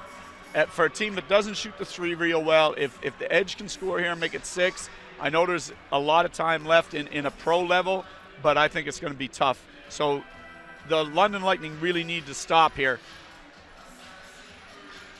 So a little bit of maintenance being done on the floor down here now. You can see it from our camera shot. The Mile 1 center crew out to get things done. We look like we're ready to go here. St. John's now on the inbound. Going to be Jerry and Henry with the ball.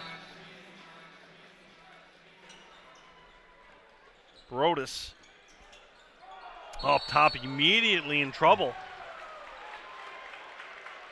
That's a tough call. I thought that was going to be a jump ball there, and the coach is saying the same thing, but instead it is a foul. Holding.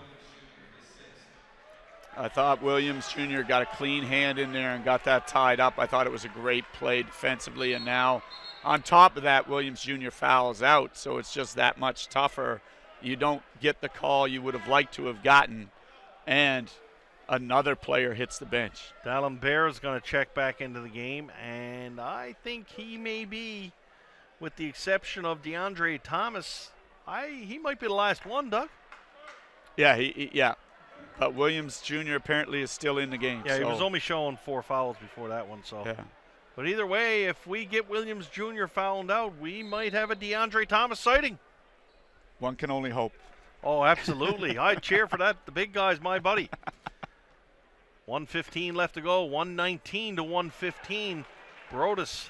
Yeah, he's had a tough season at the line so far. He's just shooting 52% on the free throw line. So, and again, it's been a tough year. Tonight he's had a better day shooting the ball, which is good for him. Brodus sinks the second one. Opens up a 5-point lead for St. John's. London on the attack now. 2-possession ball game. London Lightning, ball in hand. Outside, there's a big steal by Henry. Henry puts it to the floor. Henry throws it down. Jarian Henry. Yeah, he saved Brodus there. Brodus made a bad steal attempt and left Anderson potentially wide open to shoot the 3. Henry jumped up to stop it and then used the long arms to steal the ball. That was a huge play by him, helping out his teammate there. And Henry going to the fans right away, quickly becoming a fan favorite here, and it's plays like that will endear him to the Newfoundland faithful. 122, 115, 53 seconds left to go. Timeout, London.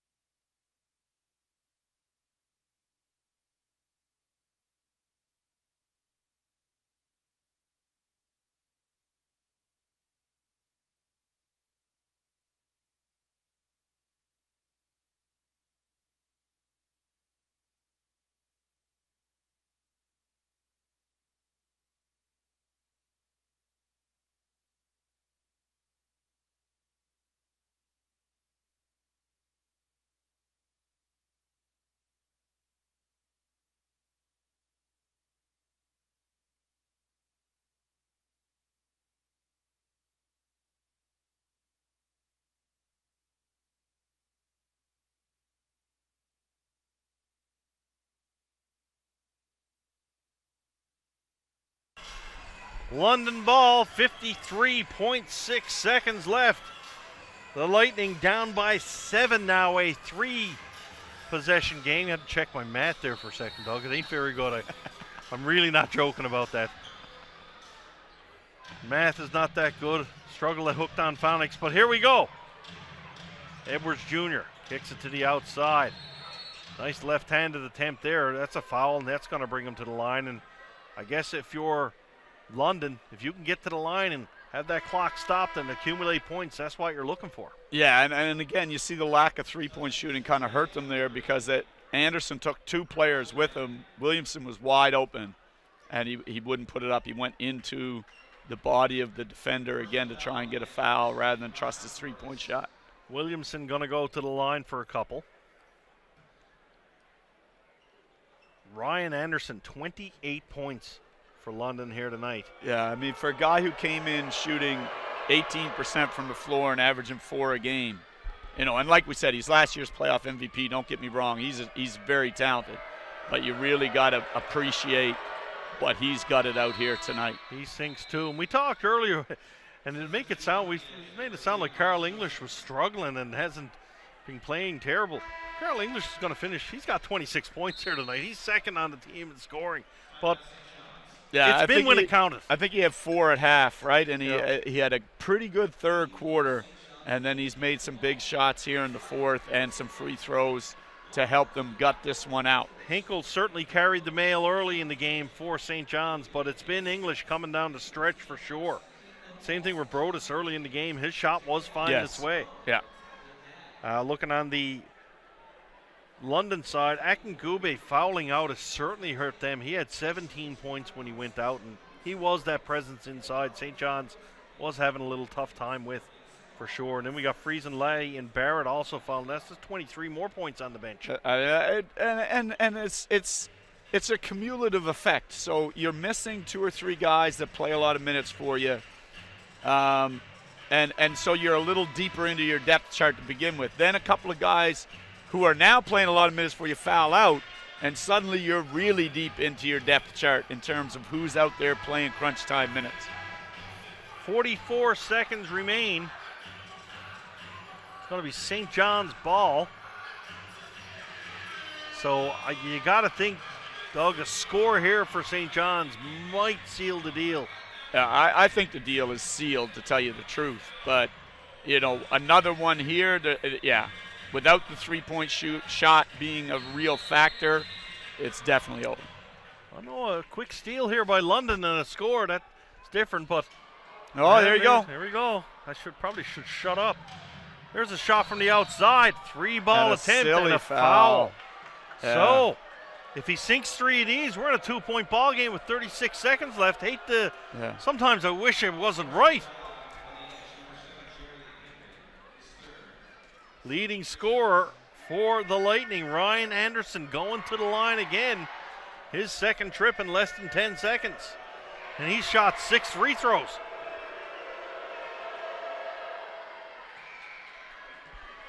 Anderson, cooler than ice. Sinks that first one.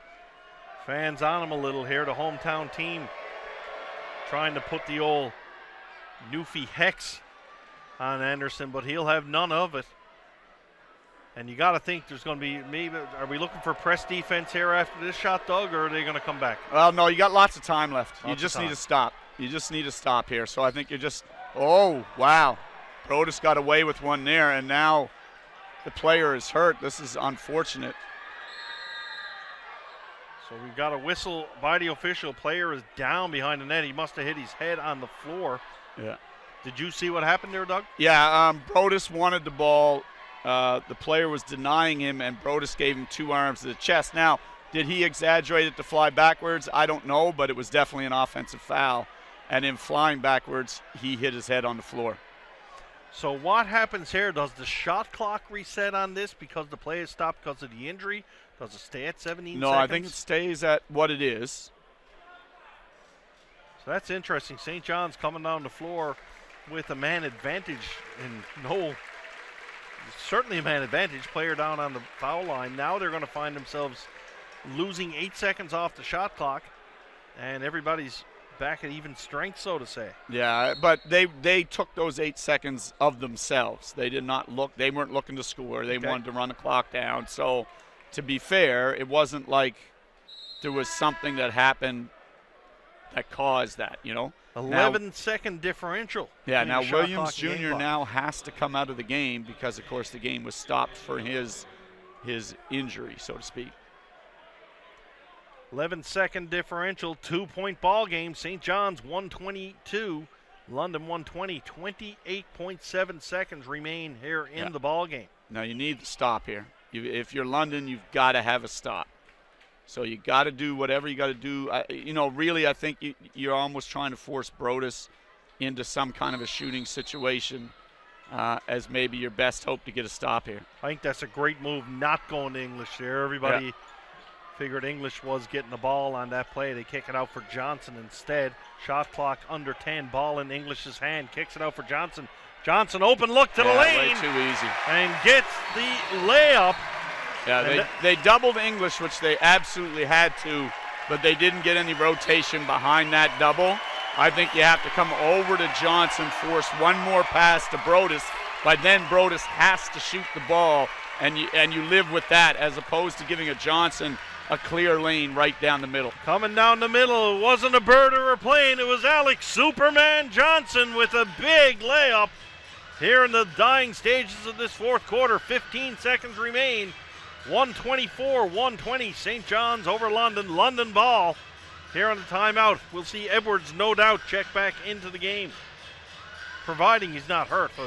It certainly looks like he's coming back. No, he's back on the bench. He's taking direction here. So, it's 4 points with 15 seconds to go, and I often felt as a coach in this situation, now was the time to look for the three. A lot of people think get the quick 2, foul, extend the game. But it's really hard to get the three-point shot in the last 5 or 7 seconds, and especially when you have no timeouts left. So I often felt like your last timeout was the time to play for the three, because if you hit the three now and foul and they make both free throws, a three still sends the game to overtime. And Doug, St. John's cannot have a three-point foul here. No, they've no, given they them 6 points already like that. They can't commit anymore. They got to make someone make a shot here. So London Capers will inbound the ball. No doubt they're going to be looking for Anderson. He's been the hot hand. Can't forget Williamson out there. He's got a touch from the floor as well. Yeah. Hinkle guarding the inbound pass. London gets it in. Anderson does indeed pick it up. Anderson with a three ball. Shot. Big shot there from Anderson.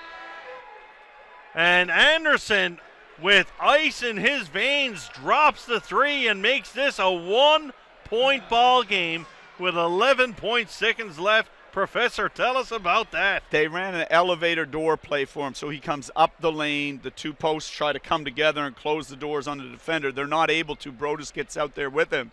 The trouble for Brodus in this situation is he's 6 feet tall, and Anderson is 6'5", 6'6". So Anderson's just able to pull up over top of him and make the shot. So we see here the timeout. English is out. The coaching staff, nonetheless, must be thinking of what they're going to do. What play to draw up. Carl English jumping off the bench and going out with the coaching staff, almost like a de facto assistant coach. Yeah.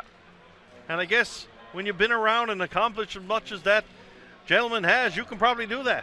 Yeah, I mean,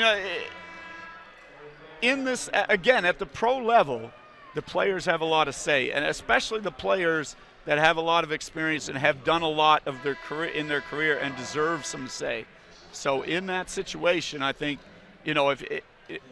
when you've got a coach who's coaching his first season of professional ball, has done a good job, but part of that good job is listening to the people around him, including his players. So I'm assuming, not sure who's going to inbound the ball, probably going to be Johnson, but you got to think they'd like to put this into Hinkle or English's hands. Yeah, they've got to touch it. They've got, you've got to find a way to get one of them a touch on this possession. Because if London's going to foul, you want it to be them. English might have got away with a push there. English just holds on. He's going to make a free trip to the line. That kills at least 2 seconds off the clock. Yeah. Yeah, and all they did was sort of create the illusion of some action across the foul line and just post Carl up and in order to get him the ball. And that's probably what he was saying in the timeout, just get me the ball. Carl with no intentions of making a shot there. No.